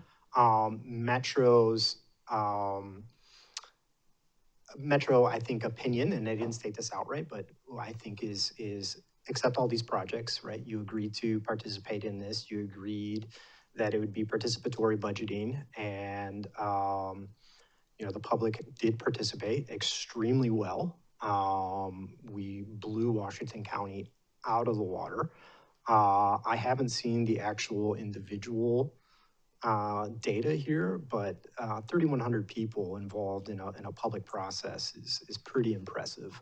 Yeah. pretty cool. And so I think given the type of project or the type of program that this community choice is, then yes, if the people who participated in this said, we want 7 projects in Milwaukie, then our goal tonight should be not, we're going to guarantee all 7 of these projects are going to be there in 5 years, but we're going to do everything that we can to make all 7 projects there in the end. And the only one that gives me real pause is the one where we don't control our own destiny. And again, that's not to criticize the school district or anybody involved in that project. It's just the way it is. we don't Facts. control our we don't control our own destiny. Understandable. Not our land.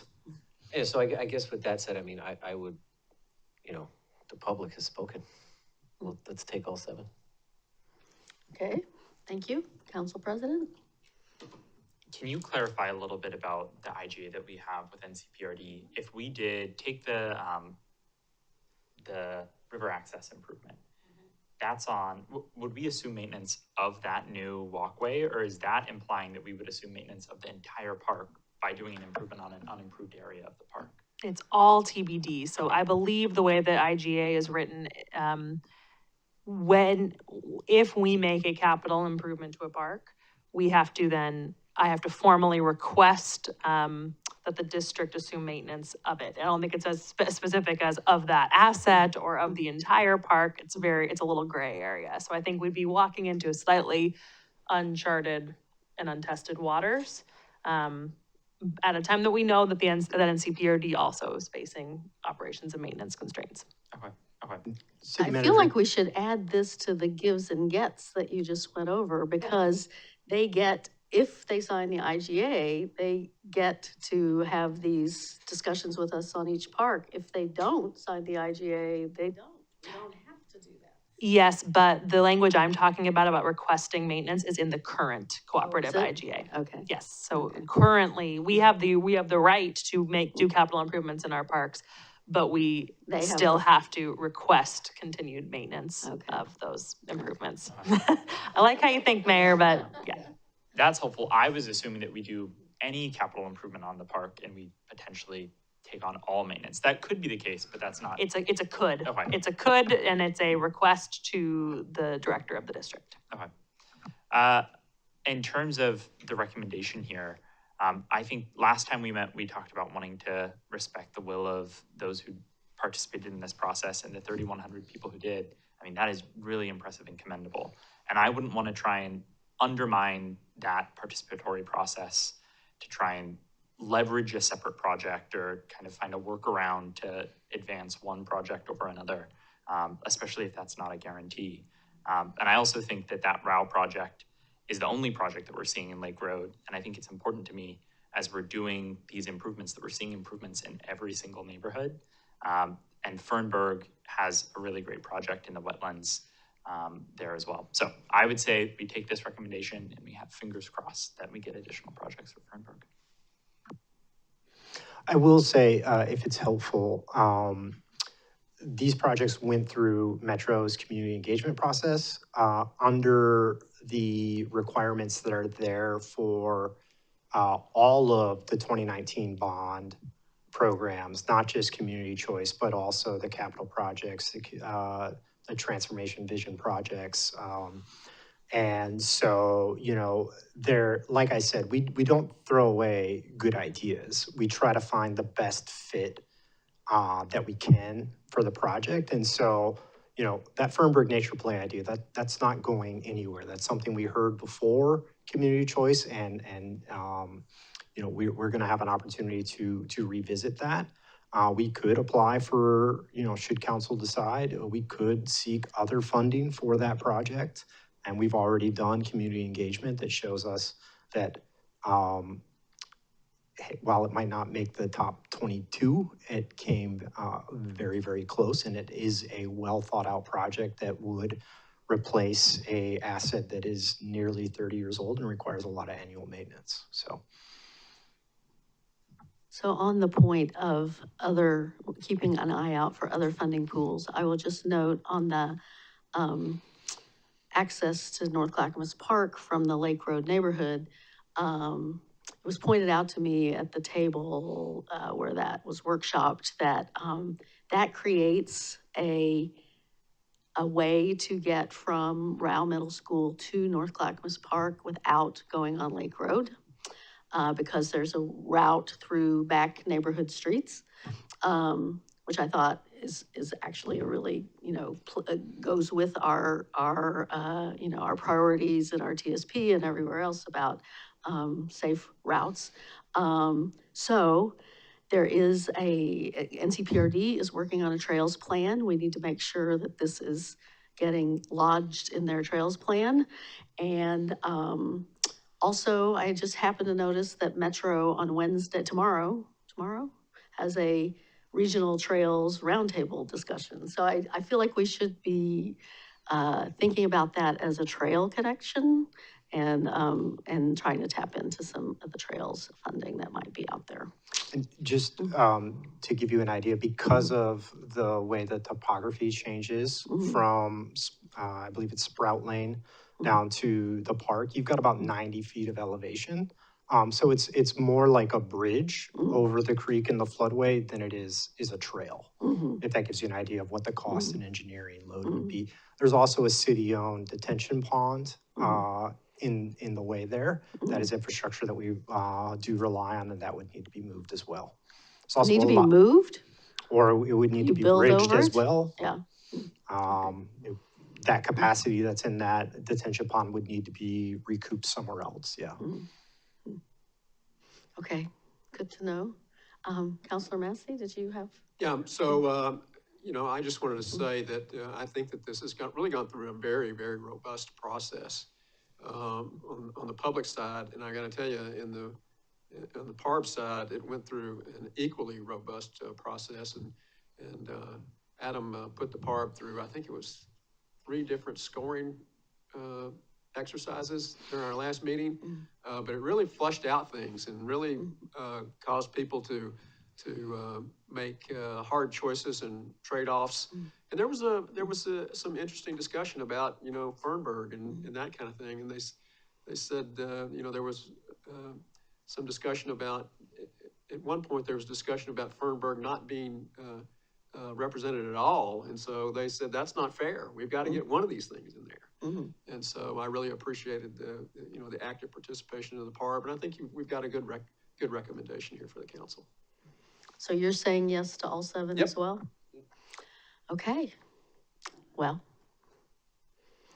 I agree. So, do you need more from us? I don't believe we need a formal resolution.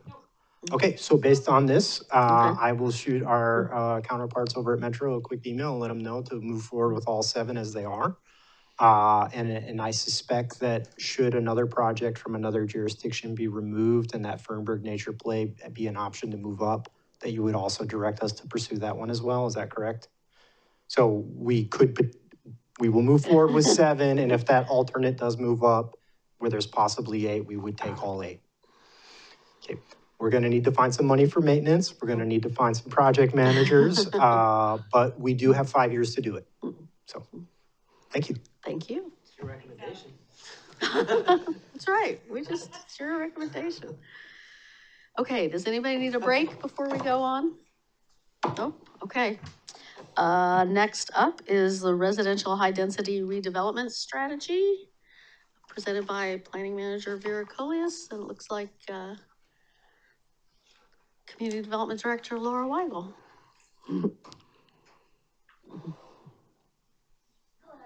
Hi. Evening.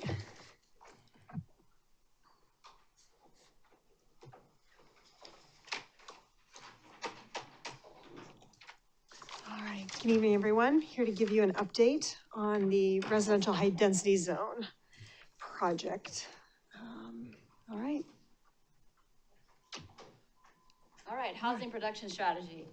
We've talked about this many times, so I'll keep saying these 3 bullets. I've said these 3 bullets many times. Housing production strategy, we adopted it in 2023. We've got 9 things in the housing production strategy that we are required by the state to explore in the period of 6 years. So we're 3 years into that process. And so tonight we're here to talk about one of the strategies that was identified in the HPS. And the goal is to produce, to hopefully bring along more housing in the city of Milwaukie, and what are the ways that we can find to get more housing built here. And that's what we're doing with the HPS. And so this is one of the things that we're talking about, and we're going to talk about DLCD funding and where we are with this project, and just give you a brief update. Okay.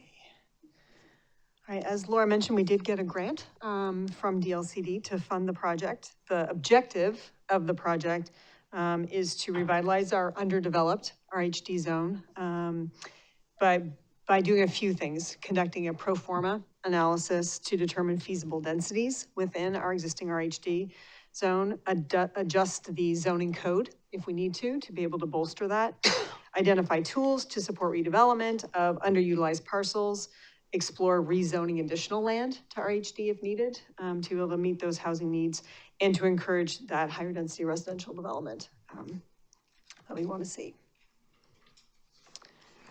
So as we laid out in the staff report, in the scope of work, back in October, DLCD offered the city a grant to fund phase 1 of the project. Because of funding constraints, the overall project that we had described was split into 2 phases. So the first phase would be funded through DLCD funds. It would be 2 consecutive phases, with the second phase starting immediately on the heels of phase 1, and that would be funded through the planning division budget, and that's already been budgeted into the next biennium. We detailed out in the staff report the sort of the basic parts of the phase 1 work.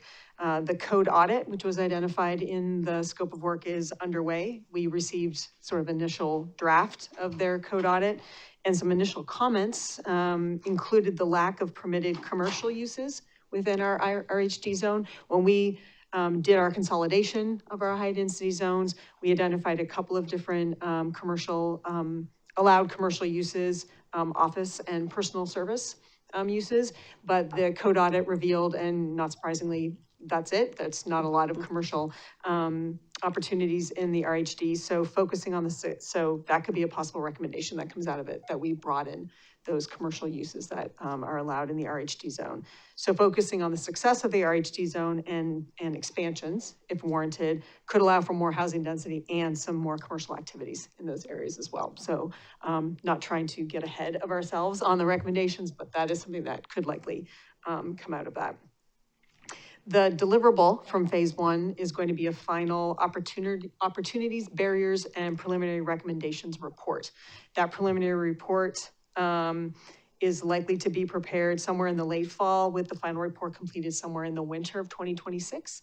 And that's when we would move into the phase 2, kind of immediately onto that. So having that preliminary report with the market and feasibility analysis, the developer interviews, the displacement risk analysis, all of that kind of packaged up into that final preliminary recommendations.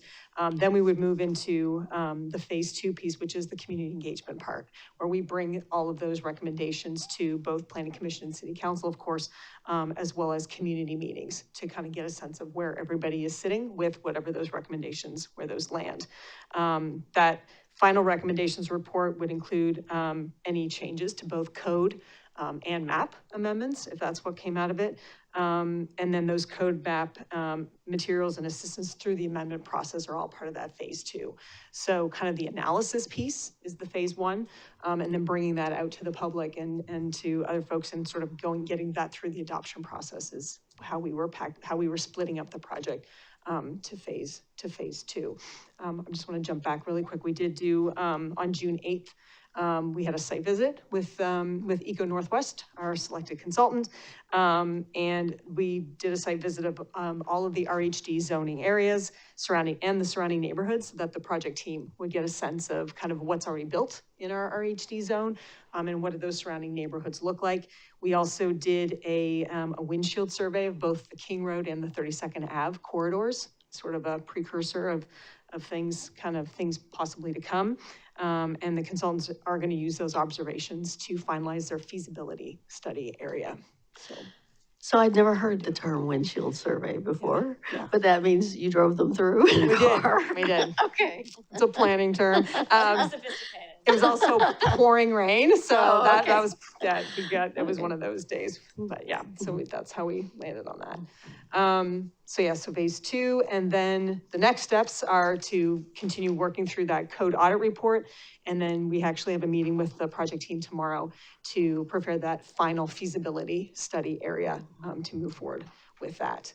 And then the next steps, so council direction has been to complete this work for the housing production strategy, of course, and then to begin corridor planning for 32nd Ave and King Road. So that's kind of where we think that we might be continuing this work. And then we could continue, of course, council discussion after phase 2 needed, discussing any spot zoning or so on throughout the city for those small commercial nodes. But we need to kind of get through this part first and see where we land for the next piece. So that's where we are. It's still pretty early days. Getting the contract with DLCD took much longer than we thought. So that's why we're still fairly early on in the process. But like I said, by winter, we'll have that preliminary recommendations report. But we'll be able to come back to you folks with continual updates as we go. So I guess I didn't realize we had consensus on corridor planning for King Road. I knew we did for 32nd, but I did not think we had consensus on that for King Road. It's certainly been discussed. I don't think we did either. Yeah. I don't think, do we direct staff as a whole council, to look into corridors? I concur with staff. I think that my takeaway for the direction had been to look at both corridors. I actually thought there was kind of more agreement on King than on 32nd, but we can have continued discussion and clarify that direction tonight or in the future. I think this is, as the title of the slide says, next steps. This isn't like urgent, but yeah, I think that my takeaway from previous conversations on this topic, which have, I will admit, been a little bit swirly, was we thought we had consensus direction on looking into both corridors. But let's talk about it. Yeah. But also that would be at least a year out from now, so. Yeah, I thought we were looking at some stuff with corridor plan, but I didn't think we were actually like gonna be, because I don't think we actually had a full-on discussion about corridors. That's my recollection as well. We're not there yet, I so guess- there's still some time. So, Yeah. but yes. I guess Anyway. my sense is this is not a commitment to do anything on those corridors. It's a commitment to study whether you do something on those corridors, which is, I think, what we had agreed on, saying that we're interested in corridors. The 2 corridors that look most realistic in the city at this time is 32nd and King Road, both of which have 15-minute headways with bus rapid transit service and amenities that exist already in neighborhood hubs. Well, Not a commitment to do anything, but a commitment to look at those areas. Well, I think push back, because I thought 32nd we were a little iffy on because it was more of a neighborhood street as opposed to because it's all housing. Well, it's already been zoned as there's a chunk of, 6 or 8 blocks that have already been rezoned as a neighborhood hub. Okay. That I don't we wanna- talked about activating, Councilor Stavanger was here to talk about, some measures to activate that, because it's been designated like that for a decade, and we haven't seen any activity. We had some proposed that didn't happen, but yeah. Not to get off track, but No, I think this is helpful, and I think that the slide is maybe too direct at saying council directed we begin corridor planning for these. That's not what I think is implied here. It's that, yes, that when we talked about what comes after hubs and where do we potentially look at after the RHD work, beyond the RHD, that you had indicated an interest in looking at corridors and these 2 corridors in particular, but we can soften our language about what the actual direction was. Well, and I guess I wonder, what about 42nd, right? Because 42nd is also designated as a hub now from King down to whatever it is, to the church. That was, again, at the same time as 32nd. We called them neighborhood main streets back then and not hubs, but, I guess my understanding was the King Road hub was in some ways the area stretching from the Wichita hub going over to the Harrison hub that is 42nd and the Safeway, and frankly kind of Harrison Street then as well, because that's Chapel Theater down to the GMU zone. So I think it is inclusive of that 42nd area, the Harrison area around the church. I wonder if we say this, because I think right now we're kind of picking things off a map. What if we say this? We're going to do the RHD work. yeah. At the end of phase 2 of the RHD work, we're going to talk to you about where you want to do next. that And I sounds think good. you are That interested sounds in good. corridors, and we'll talk about what corridors you're most interested in at that Sounds time. good. Sounds good. Oh, and Mayor, I just thought we would bring up, the fact that Before we go on, on, could I have a Oh, say? sorry. Thank you. You didn't put your goose up. Well, no one else did, so, I'm not, I'm just, being in the in crowd, I guess. So, when I, was looking through the staff report and that kind of thing, I went back and looked at the zoning map.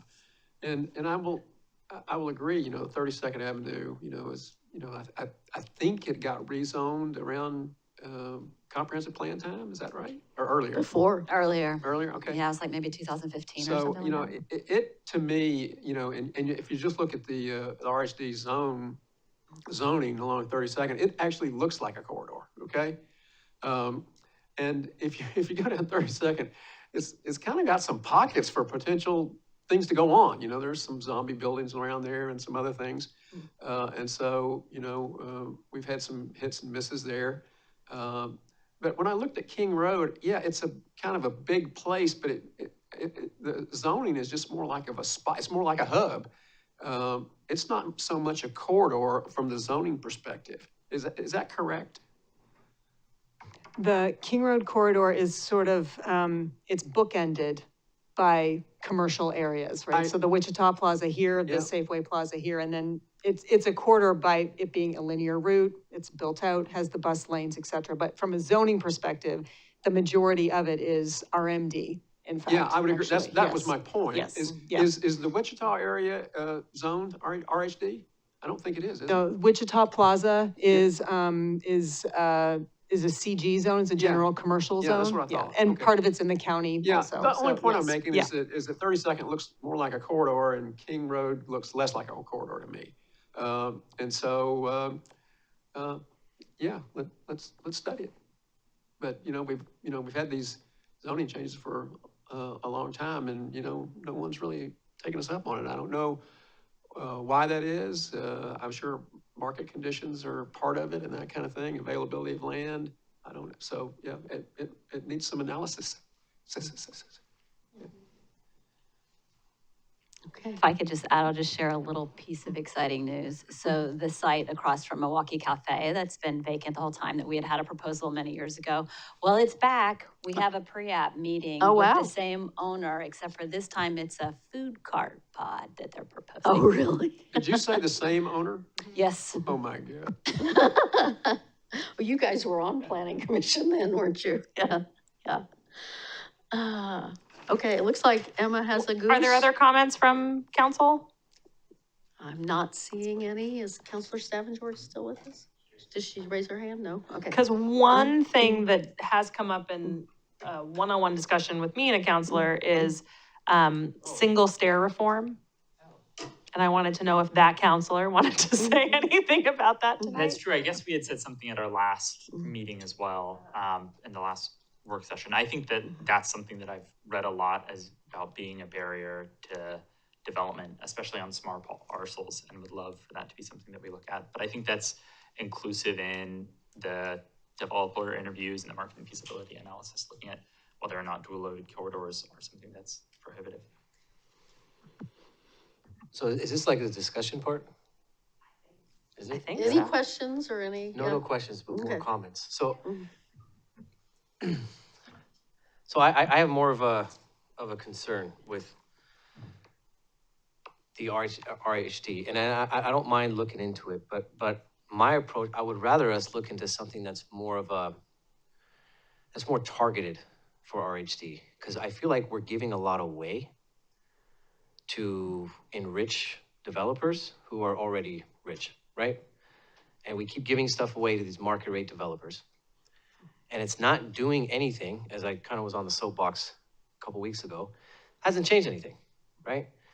And, you know, Council President, you and I have had a conversation about this, and a lot of times you like to use Austin, Texas as a reference. However, Austin, Texas the population of Austin is over 1 million. Milwaukie just hit 22,000. The size of Austin is a lot bigger than Milwaukie. So it's hard to compare that, because I know the argument for RHD is like, well, you build all these units and then it'll bring down the price. But you'd have to build on a scale, like Austin's scale was 10, 15,000 units a year is what they were building at one point. They were building a massive amount. We don't have that kind of infrastructure nor that kind of ability. So I worry about just saying, okay, let's do the RHD. I would rather us be more targeted, because if you look right now, I did a little studying, just in the last 3 years of development in Milwaukie, and that's 3 years from, and that's when they got their final letter of occupancy, okay? You're looking at 1,126 units, okay? That's over 5 years. Well, I'm just looking at, right, but I'm just looking at from when because the dates I have here that was provided to me is the earliest is 2023. And that's the final, that's when things were finalized, right? So you're looking at 1,126 units. You know, Hillside only accounts for 39% of all those? You know, Hillside is the only development that's affordable out of all those in terms of affordable housing. Do you know the rest aren't? Do you want to know what they are, what they cost? Let's start with Axle Tree, because that was done about 2019 Axle Tree opened? Okay, 7 years. Axle Tree, 1 bedroom, which is all they have right now available, 1 bedroom, 1 bath, is $1,772. That's the cheapest that they have available right now. 1 bedroom, 1 bath. My mortgage on a 3 bedroom, 2 bath house is $1,490. Let's look at next one, 7 acres. I love this one. 1 bedroom, 1 bath ranges from the cheapest available right now is $1,600 a month. The highest for a 1 bedroom is $1,734. 2 bedroom, $2,628. Let's look at Burnham Oaks, Waverly, 32 units, also 2023. Right now, they have a 2 bedroom, 2 bath going for $5,450. $5,450. Henley Place. Love that one too. 178 units, 2024, May of 2024. Right now, 1 bedroom, 1 bath, $1,645 to $2,250. Damn. And then 2 bedroom is $2,360 to $3,150. You can add a religious figure before the damn on that one. Bonaventure, which is a senior living, that's starting at $5,480. Lava Drive, 1 and 1, $1,600, $1,599 starting. That's 13 units. Monroe, they just issued the permit, so that one's not final. That's 45 units. You got Harmony Road Apartments, which is 15 units. They don't even list the price. You have to request it. Gee, I wonder how much that's gonna be. So here's my concern. Are we just doing RHD to do RHD and say, hey, well, we did it? Or are we actually trying to accomplish something? Because right now, we haven't accomplished anything. The 30, and I don't mean that in that way. I mean that we haven't accomplished anything in really driving the prices down, because that's been the argument, right? There's this argument of filtration. But I liken filtration to trickle-down economics. You know why? Because everything that you build new is going to the people who can afford it. And then the idea is, once those people move into the new stuff, everybody else can move into what they used to have, right? That sounds really similar to trickle-down economics to me, where you give all the money to these people that have it, And eventually it makes its way down to everybody else. So I don't like the idea of blanketing RHD. I don't like giving that away for nothing. I think we should be targeting our approach to development because A, we don't have a lot of space. So right now, most of the stuff has to be redevelopment, right? So I would like to tailor it more to that and more to say, hey, maybe the RHD is a bonus we give, an incentive as something. But I would rather tailor more things to the developments that we want, that we need, as opposed to just development in general. Because as I said 2 weeks ago, it is not working. Filtration isn't working. The idea, the scale that you would have to build on is nowhere near what we're at right now. And I'm not building anything really, but the city isn't doing all this for somebody who doesn't want to live in Portland anymore to come and take that space here because it's cheaper. Because I don't care about Portland. I care about Milwaukie. And right now, this doesn't look like RHD is doing what it's supposed to do. And I get the argument, it's probably going to be on the other side, is going to be, well, it's because we're not building enough. Well, where? And honestly, I would rather not build anything if we're going to get stuck with 2 bedrooms at $23.60. That's ridiculous. Do you know how much, you know what that is on a mortgage? That's about a $500,000 mortgage. You know that? $2,300 a month? It's about a $500,000 mortgage. Way more, or way less now. And you're talking about a 2-bedroom, 2-bath, maybe 1,000 square foot apartment, right? So this is where I have the problem with this massive push for RHD all over the place, because it's not working. The trajectory is doing this. Axle Tree was 7 years ago, and it's 772 for a 1-in-1. So I'm open to the idea of RHD, but I want it targeted. I don't just want to blanket everything and say, you know what, this is the best way to go, because clearly the numbers don't lie. The numbers do not lie. And you know, we've had discussions and we have the studies, and again, we can't compare Austin. We just can't. I mean, their median income is almost $100,000. It's not even what we're at or near. So I'm all for doing more residential, more high density, but I think that it needs to be very targeted, and we cannot just keep giving away the farm and putting money back into the same pockets of the people who helped get us here in the first place. It's ridiculous. I'd rather see a push for RHD for more local developers, because I don't know what Seattle's developers are gonna tell me that we need in Milwaukie. What's Bend's developers gonna tell me about Milwaukie? On your website, you talk about that, about how Bend price people out. This is what we're doing. Do we not see the trajectory? And not only that, but keep in mind, that stupid rental cap bill that the state likes to clamor about, right? That does not apply to any one of these. You know that, right? Any new RHD or new rental development, it doesn't apply. It's got to be 15 years or older. That doesn't help anybody, because last time I checked, the 15-year-old and older properties are actually pretty much cheaper, right? So what exactly are we doing? The whole reason for that rental cap bill was what? As Rep. Fahey said, to not kill development. See what I'm saying? We're always worried about the developer. The concern is about the developer. What can we do to make it easier for them? Instead of what can we do to make sure that the people that live here and have lived here have a say and can actually afford what's being built in their communities?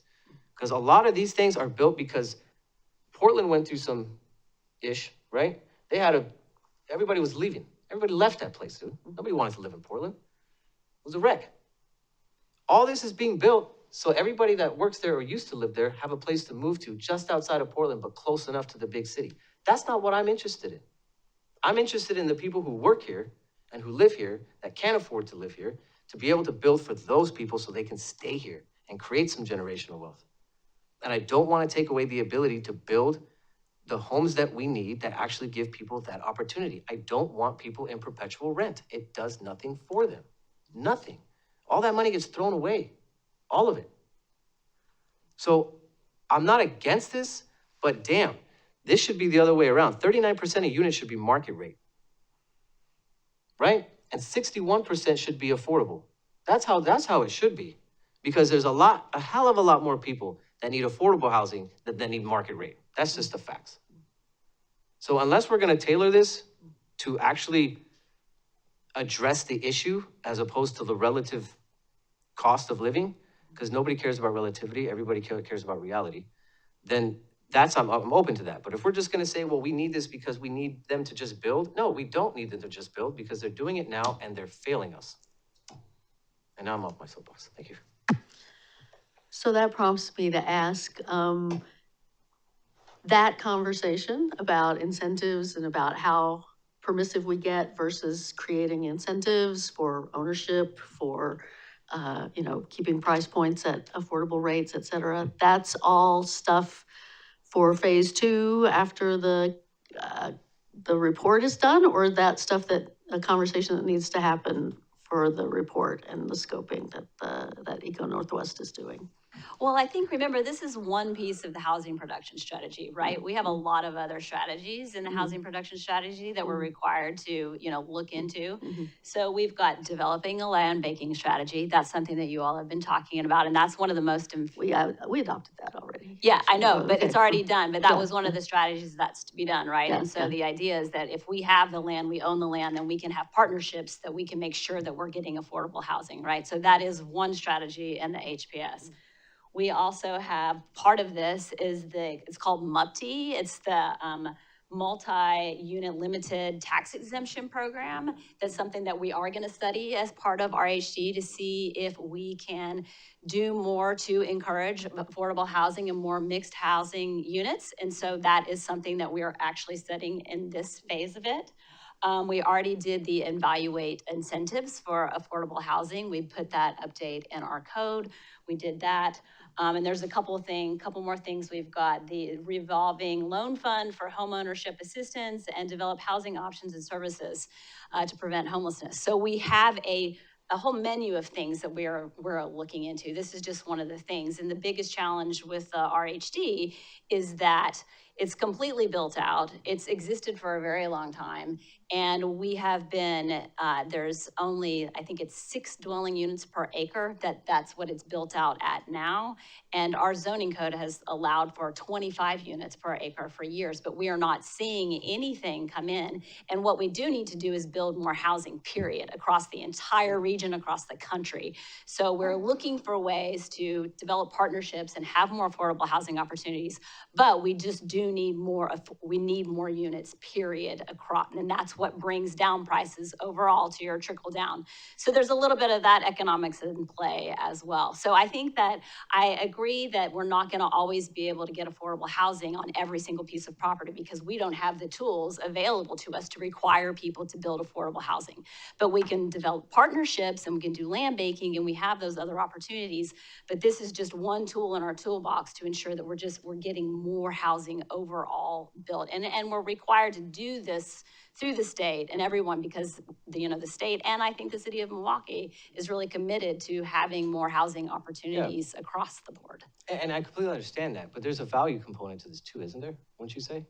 Like regardless of it, like our values matter too. And for a city so small with such limited space, I'm just saying, like, I would hate for you guys to go through phase 1 and then I come out and tell you all this, right? Because I'm not saying I'm against it. I just think that whatever we study, I don't think we should put for example, developer interviews, like let's not interview the big guys that help put us in this situation. We don't interview all the big guys. I mean, when we just did a recent study, we talked to all the local developers and we talked to Short Stack and we talked to Related Northwest and a few affordable housing developers in order to help us develop the affordable housing incentives codes. We're not talking to big developers at this point. And a lot of the stuff that's being done, not the actual trees, not the Henley places, they are more local developers that are building in the city of Milwaukie. But you know what I'm talking about. Because, I mean, Tom Brennecke, you can say he's local, but he hasn't built anything in Milwaukie that's affordable. Let's be real. Well, right? And this piece of the puzzle isn't just about affordable housing. It's about housing across the board. Right, I understand that. But our value should be based on of course, housing across the board, but our value should be based on housing that people can afford, right? It's not just like the impact, because I get it, prices eventually will come down, but the scale that you would have to build on is enormous. It's not just build 1,100 homes or build, Like, the state isn't even building enough to drop prices. The whole entire state.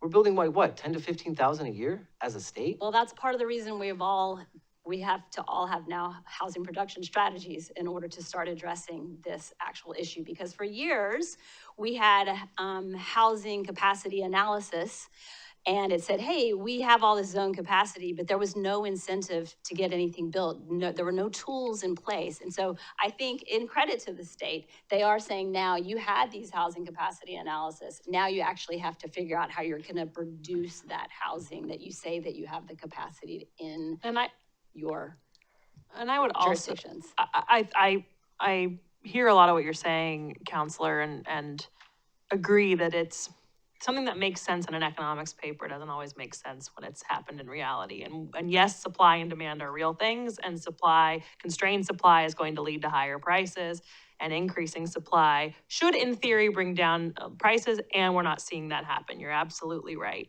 And that's not just a Milwaukie problem, that's an Oregon problem. I think what's interesting about what the state is doing and what our HPS is doing is it's going to take a lot of tools in the toolbox. This specific strategy is looking at the zoning tools.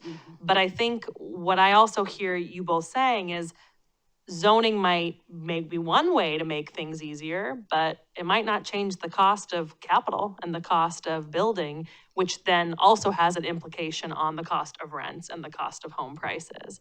And so I think this is really one tool in the toolbox. And what I hear you saying is, okay, that's great, but let's not lose sight then of the other tools in the toolbox that can actually make a material difference to income restricted or lower cost units being developed, which I think is, frankly, my opinion, is not going to be just a zoning solution. It's going to have to also be a financing solution. Right. And I do understand it's more tools in the toolbox. I guess my thing is when I was on the housing capacity technical committee, that's where we found out that Milwaukie is pretty much built out. The most that we'll get in terms of housing, in terms of units, in terms of building was our infill, in terms of like, what is it? Tiny homes or building ADUs, things like that. Like, cause you can get what, 3,000 to 6,000, I think the number was. It was a pretty large number of units that you can get, right? But unless people are selling the property, or unless there's, unless you have money, and if you have money, the chances of you building something that doesn't make money is slim to none. So I guess I'm not saying that I'm against the RHD. I hope that there's a better way to do it, to where we give more opportunities to the nonprofits who are actually building for the right causes, right? None of these developers are building to help solve the problem. Majority of them are building because it's money. It makes good money. If you're building at $250 a square foot and then you're charging $500, I mean, you're making hand over fist. That's a ton of money. Why do you think they don't bat an eye when we charge them 70 grand for a tree fee, for cutting down a tree? Because they're making money. You think they do this without making money? I mean, how many developers have you guys had conversations with, and they are not very nice people, right? We've had this discussion. So that's what I'm saying. Like, I just want to make sure we're not putting our energy to benefit the wrong people. That's all. RHD is something that we can work on, but I think there's a very specific way we can approach it that doesn't give away the farm and allow these type of developments that continue to price out Milwaukeeans, especially a community that's getting older, that can't even go to Bonavent. I mean, we built a senior living house that nobody here can afford. It's crazy. So I'd like to attach opportunities, if there are any, to match RHD with finding a way to prevent these type of developments, because I'm not going to sit here and say, oh, well, the developer at Waverly who's charging $5,450, oh, well, it's just the market. No, it's not the market. Oh, it's market conditions. No, that's a choice. That's a choice. You decided to build something so extravagant that it would have to result in a $5,500 a month rent. That's a choice. That's not a code issue. There's no code there. So that's the thing. I just want to make sure that this isn't what we're basically perpetuating by doing this stuff. I just want to be very targeted and very specific on what it is we're trying to do here. Because building needs to, we need to build, but right now you got houses that are built in Portland that nobody can afford. They're sitting empty for months, years, sitting on the market because if people can't afford it, I don't care what you build. It's not going to solve the problem.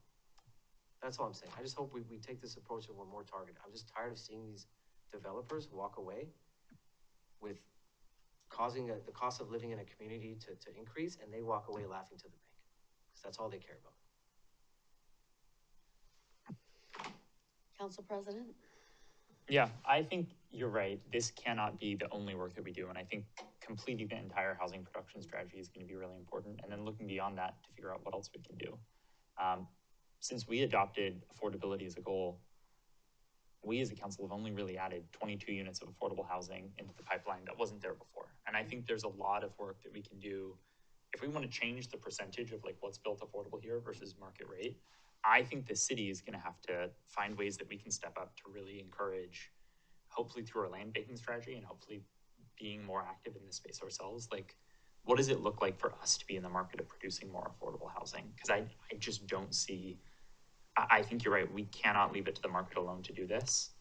The challenge that I see, and the reason why I think that something like this is a possibility, right now, how do we fund the affordable housing projects? It's through the construction excise tax. That alone is not going to be enough over time. That's clear. That money has not been enough. But I think that we need to be thinking about, okay, what does it look like to build a robust system for the public to start delivering houses? Because we can't trust the market alone to do this. I think there's also things that we've talked about that are outside the housing production strategy, like ADJOURNMENT. Real quick, go back to what you just said. So Yeah. your solution is to give that money to the same people who helped us, because you're going to build out the, you get what I'm saying? You're gonna make, you're allowing more of the market people to build what they want by doing something like this, right? Which in turn, because that's the thing, we're gonna wait till we get enough money to do something, but we're gonna keep giving everything else away to the people who are. The way that we fund affordable housing right now in Milwaukie has been through our construction excise tax. That tax alone is not, I think we would probably agree, is not giving us the capital necessary for us to be building units at 80% of what's being built in Milwaukie. And so I think that disconnect is something that we have to really think about and figure out how the city can more actively be producing units. That's the tension that I'm feeling. We know we need to be building more units. We know we want to build more affordable units. I don't want more, like if I could wave a magic wand and make every unit coming to Milwaukie affordable, I absolutely would. The challenge is, how do we get the funding to be able to do that? Right now, we have said construction excise tax will deliver us that funding. That 1% tax is not giving us enough funding to make my pipe dream magic wand a reality. It's not giving us enough money to even make the inverted 36% dream a reality. And so how can we meaningfully deliver more affordable units is, I think, something that we should continue to think about and talk about. Yeah, of course, but that's different from Mhm. separate. The second thing I was going to say, we can keep, Go ahead, no, that's go fine. I think that there are things outside our housing production strategy that are low hanging fruit that we've not done. One thing that is being adopted by a lot of cities that we've talked about a little bit is homes on wheels. It's one of the most low hanging, easy ways to allow for units to be built. Elida Torres, one of our local residents, has a good model to be able to produce this. And I think it's a conversation that we should have as a council. It's a simple code change that we could make. There are other things that are, I think, make it more possible to do low income and accessible developments. And I think we should be considering those. I don't see this as like the silver bullet to solve affordability. I think that the reason this is on the housing production strategy is one tool in the toolbox. Yeah. Well, I guess I would just, I don't think we need to belabor this more tonight, but I do hope that what we see come forward is some kind of a tiered approach, and that it's maybe an expansion on the affordable housing incentives that we already passed, but is you can go up to this much density, 25 units per acre for market rate, and 35 units per acre for affordable, or you can go this higher, another floor or whatever. I hope we see a proposal for a tiered sort of approach that, and I hope that, I attend a lot of meetings around SHS, have another long one tomorrow coming, that I think, I guess I just wonder if there aren't other communities that are finding new ways to incentivize. Yeah, we'll never have a CET to be able to build everything, but how do we make Milwaukie more attractive for the groups that do get federal tax credits and other things to build affordable housing, so, yeah. I do think this is Go for it. I do think, we talked a little bit about revisiting our affordable housing code after we give it some time, and we haven't seen developers take advantage of that. I think two things that I'll say I've heard, one from Dev Northwest and other folks, is allowing affordable development by right, not setting, like dramatically removing the zoning barriers on affordable development makes it more possible for these good faith developers to build in Milwaukie, and seeing more broad sweeping allowances for those affordable developers is something I think we should think about. The other thing that I'd say is, I totally would agree. We've seen different cities across the US do different affordable housing incentives. And one of the most successful ones was an added floor, or being able to build additional floors. I think that's more appropriate, not in our RHD, which is in our neighborhoods, more appropriate maybe in our downtown or our GMU. But I think that finding spots where we can do those types of programs, we certainly should do. And I do think, what I'm hearing kind of is, we had already talked about wanting to revisit the affordable housing incentives. Maybe that reevaluation is maybe a component of what we look at when we talk about the incentives here in the RHD. So I'm going to suggest something slightly different. I think we're trying to shoehorn a lot into the RHD conversation, which is making it complicated. I think the RHD scope is scoped, and we're moving forward on that work, and it's a part of the HPS. But I think what I'm hearing is that there's still a hunger, and this is actually on your goal action plan for affordability, to scope out other strategies that are focused specifically on increasing the supply of affordable housing in Milwaukie. And I think we need to have that conversation. I've heard things tonight that range from further incentives and density bonuses and those kinds of things, to zoning changes, to deregulation and more by right development, to frankly like inclusionary zoning styles, or increasing the CET.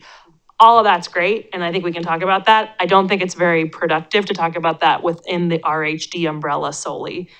Staff, would you agree with me on that? So I'm gonna recommend that we, because it's on this quarter for your affordability action plan, that we set aside time specifically for that. Throw some things out at the wall about other affordable strategies that maybe are in the HPS or aren't in the HPS yet, but that you would like us to prioritize, and we can work on programming that into staff's work plans rather than trying to broaden the umbrella of the RHD piece. Mayor, with your point that you'd like, as we look at the analyses and the incentives within this scope, we do keep that affordability lens there. But does that? Yeah, and that's what I was sense? that's all I was saying. I wasn't trying to create a whole new, I just want to make sure we're laser focused on what we're doing with RHD, and we get as creative as possible to make sure we're not just giving it away, blanketing the city as RHD and just saying, oh, well, this is going to work. I'm not saying staff is going to do that, because you guys have never done that. But I don't want us up here to think it's that simple, and just by changing the zone to RHD that we're going to start seeing things change and prices drop. Because again, the fact that you can get something here in Milwaukie at $5,500 a month is asinine, right? And the reason they're not taking advantage of affordable incentives is because they're trying to make money. It's pretty simple. Why do that when you can charge $5,500 a month? Why?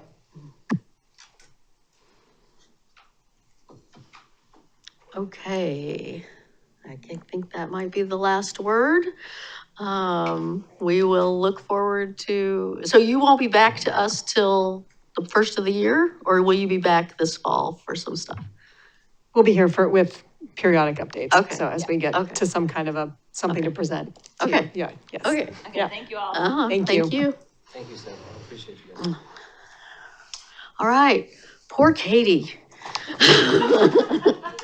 Poor Katie, who's here for something that should only take about 2 minutes. She went farther and farther to the back.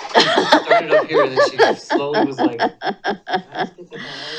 Okay, tree code, HB 4037 amendments. An ordinance up for the second reading. I'm going to go ahead and start, even though Katie isn't up here yet. The continued public hearing on the proposed tree code amendments is called to order. Because the first vote on the proposed ordinances was not unanimous at the June 16 regular session, the purpose of this continued hearing is to hear the second reading of the ordinance title and conduct the final roll call vote on the ordinance. On June 16th, it was moved and seconded for the first and second readings by title only and adoption of the ordinance amending Municipal Code Chapter 16.32 Tree Code for the purpose of complying with Oregon House Bill 4037. The first voice vote on June 16th resulted in a 3-2 approval of the ordinance. As required by the city charter, because it was not a unanimous vote, the ordinance title was read once on June 16th and will be read for a second time at this meeting today, July 7th. Ms. Sager, please read the ordinance by title for a second time. An ordinance of the City of Milwaukie, Oregon, amending Municipal Code Chapter 16.32 Tree Code for the purpose of complying with Oregon House Bill 4037. All right, and Mr. Stoffer, would you poll the council? Council President Anderson. Aye. Councilor Stavengard. Aye. Councilor Koster-Body. No. Councilor Massey. Abstain. Mayor Beatty. Aye. Motion carried 3-1 with 1 abstention. Ordinance 2264. Mayor, if I may explain my vote. Certainly. You know, when we took this first vote, I voted no because I was concerned, just as Councilor Koster-Body was, for what, you know, I think both of us saw as state overreach in this area. And I still share that concern. I couldn't vote yes because of that continuing concern. But I couldn't vote no after giving it some thought because I didn't want to put the city in a potential situation of risk of trying to circumvent state law. So I chose a middle ground of not being able to say yes or not being able to say no. Can I just, to inquiry, if we had had 3 abstentions, what would have happened? The vote would have failed. Okay. You have to have a positive of quorum of council, so 3 voting in favor of it. Okay. Thank you. There was a reason I didn't explain that before the vote, for that very reason. Well, I will say, I mean, I share the concern about state overreach, but this is only about the 18th time we've had to pass something that the state has overreached on. So in the scheme of things. Well, we reach a limit, Mayor. We reach a limit. Okay, okay. Okay. Okay, well, I think it would be fun to sometimes say no and come up against the state. I'm telling you, it's amazing. It's liberating. All right, it's a challenge next time around, but, okay. You got what you needed for this one, though, yes. Katie did not say a word.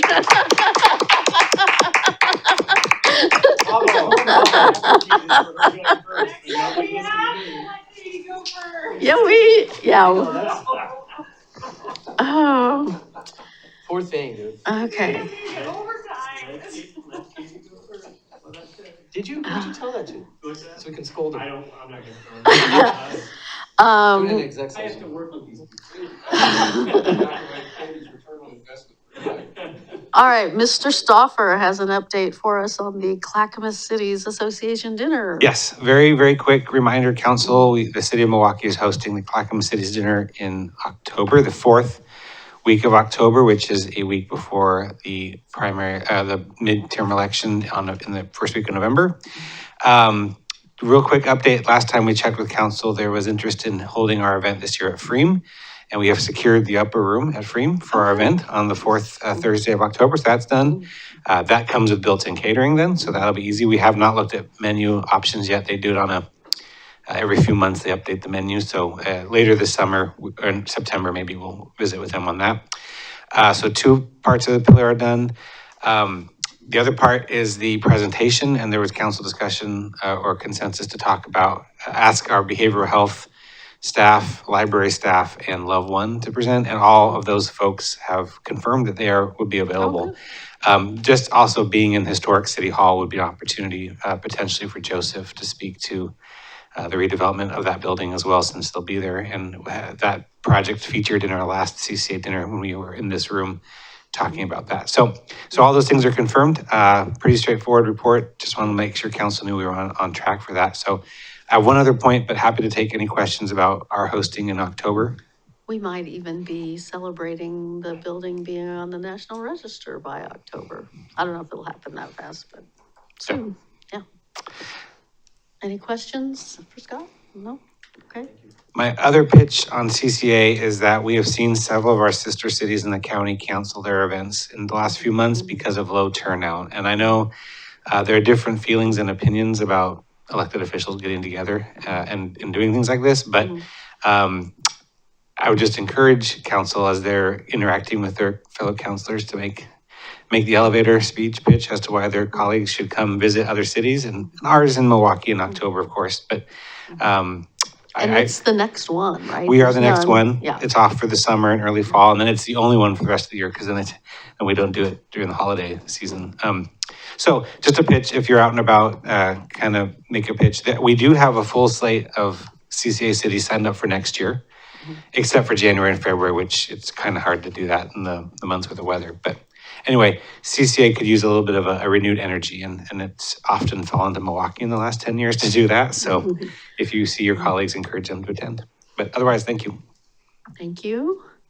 I will say the last one I attended in Oregon City a couple months ago was fairly well attended. Yeah. But anyway, okay, we have council reports. We have a couple of letters. I think Councilor Massey has a letter. Are you the one? No? Okay, there's a letter on Kellogg Dam. Somebody put it in it's our letter of support for the grant. I thought it was you. I thought we did that one already. Did we just do that letter? I don't believe so. It's in the package for tonight. It's, Why don't we talk about the other one while I try to figure out what's going on? Okay. Yep. It's the last document. Yep. Joseph says, there's a letter request for a Kellogg grant, $55 million from the Federal Highway Administration, I believe. Scott should have it ready, FYI. Is that the one that's labeled Portland Critical Energy Infrastructure Nope, Hub? it's the very last thing in the packet. It's page 87, 88 of our packet. Or 84, 85 in the RS numbers. I didn't stick it in. It's not me. I think the mayor's letter looks great, and I'm happy to sign it. Oh, well, no one's claiming the letter, but I thought it looked Joseph pretty is good. claiming the letter. Oh, Joseph is claiming the letter. I clearly know what all my staff are up to. No. All right. Any concerns about the letter? Everyone's okay with having staff sign for us on the letter? Because this application is due before our next meeting, so we can't punt this one. Is this the one that was originated by? Yeah, it's been substantially rewritten, though. I thought Is this you it? rewrote it, This but I letter? guess Joseph rewrote it. Okay, so I think we have, Counselor Savage. No, this is the letter. This is the letter. That is the letter. The letter is Secretary from the Duffy. Kellogg leadership Yeah, team. yeah. Okay. Yeah, okay, so I'm not hearing any concerns about the letter. We're all okay to sign the letter. Okay, and then there's a second letter to an Eagle Scout. Is that in our packet? It's not in our packet. No, yeah, it's not in the packet. Oh, turn your mic on, yeah. Thanks. It's not in the packet, but it is here. And I was hoping that if you guys are okay with this, then we could print it and hand sign this one. So this was a letter, the mayor and I got an email from Jackson's mom. I don't know if you remember Jackson, who came in. You all got it. Okay, good. So he came in and spoke about, his sister and the drug epidemic that's been taking over our country for the most part. And his mom asked to have, if we could write a letter. He's going to be becoming an Eagle Scout, and I just think he's a hell of an example. It was very well written by our very own city manager, Emma Sagor. So I appreciate this very much. But yeah, take a look at it if there's anything you want to change or not. Afterwards, if you're good, we can print it and just hand sign each of it and get it mailed out. He actually has his ceremony on August 16th. You guys were that at 1:30. So if you guys are available to make that ceremony. I do. Yep. I just pulled up his mom's. Mhm. And I thought we invited him. We did, but we told him, you had mentioned because I think the ceremonies are offset, not everybody's getting it at the same time. So I think you said to maybe come back later once they all get, maybe to ask the kids if they want to do all of them together or if just Jackson wanted to do by himself. He said no pressure. I don't think she got back to you yet on that. Okay, I'll follow up with Mom, but in terms of the letter.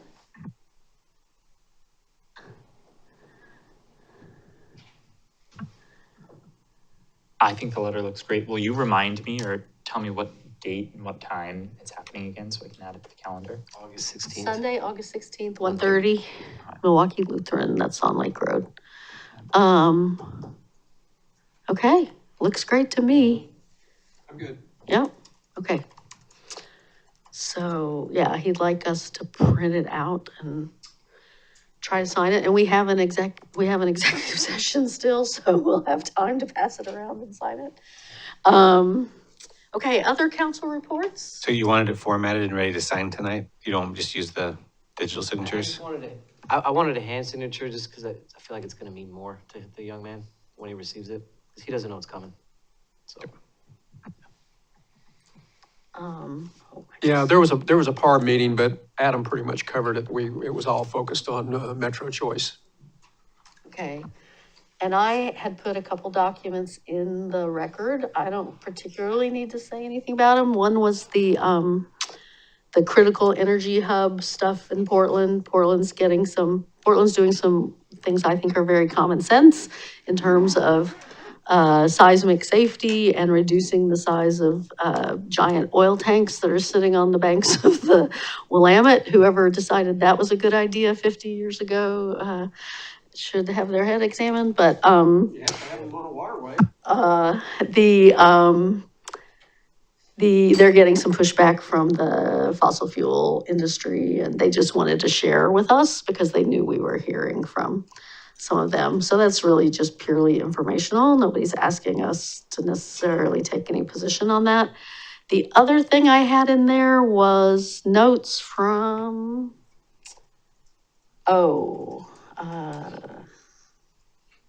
sorry. I had it open and then I closed it inadvertently.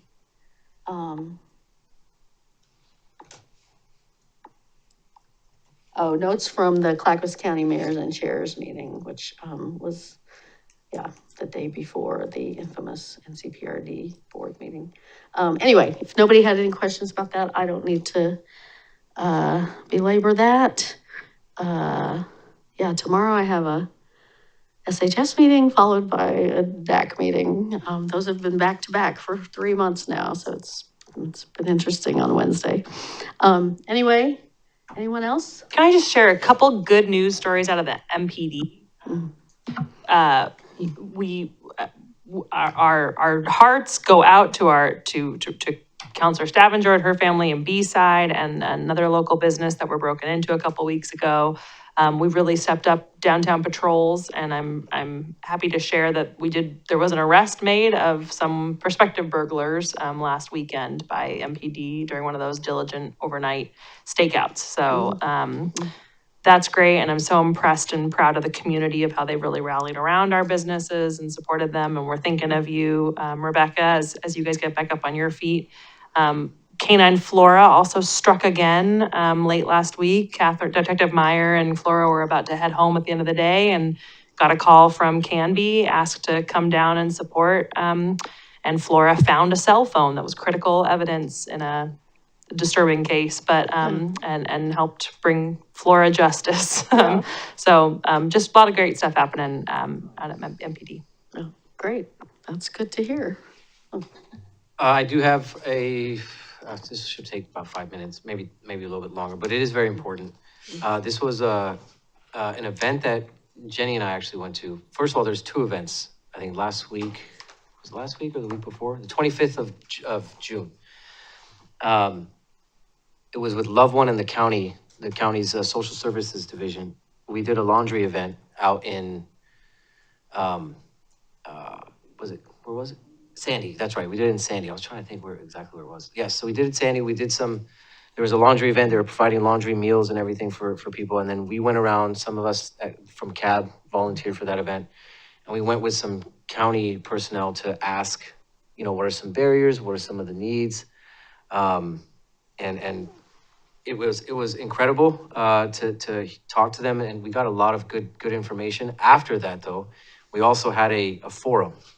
It was a community forum in Sandy, where we talked about, it was a little bit more specific to Sandy, to what some of the barriers are, what are some of the issues. And some of this stuff was pretty incredible. The information on here, though, is specific to the county. We got these handouts on affordability, and this is some information coming from the needs assessment. And so on affordability specifically, I'll read you one of the quotes here. One of the quotes that a participant said is, turn off heat most of the day and use sleeping bags to stay warm. Go without, especially medical care that is not covered by insurance. And these are from the respondents. There are simply not enough livable wage jobs within the county. We have found and kept work despite my disability, but even 2 earners is not enough anymore. And I try to thrift, buy used or recycle, trade labor or goods, sell items I have, forego payment on other bills to pay for priority essentials. One of the graphs that they had was during the past 12, and this is a comparison from 2021 to 2026. During the past 12 months, how hard has it been for your household to pay household expenses? Not hard at all. Went from 39% in 2021 to 24%. So 15% of people, increase in more people struggling to have to afford household expenses. A little hard, +4. Somewhat hard, +5. Very hard, +7. So just to get an idea of the trajectory. Income sources. During the past 12 months, which of the following did your household use to meet your spending needs? Regular income sources, that increased by 4%. Money from savings retirement accounts, that went up 9%. Unemployment benefits went down 9%. Well, there you see the correlation, right? More people are using savings instead of relying on unemployment, because Oregon also failed at that during COVID. Credit cards or loans, +6. Borrowing from friends or family, +10. And then SNAP went down 2%. Access to resources, primary barriers, and again, this is all coming from the public. This is not coming from, a couple consultants sitting around the table. Access to resources, primary barriers to access. 1 is knowledge, don't know about resource. 2 is eligibility, don't qualify for assistance. 3 is time constraints, competing responsibilities. 4, responsiveness, resource hard to contact.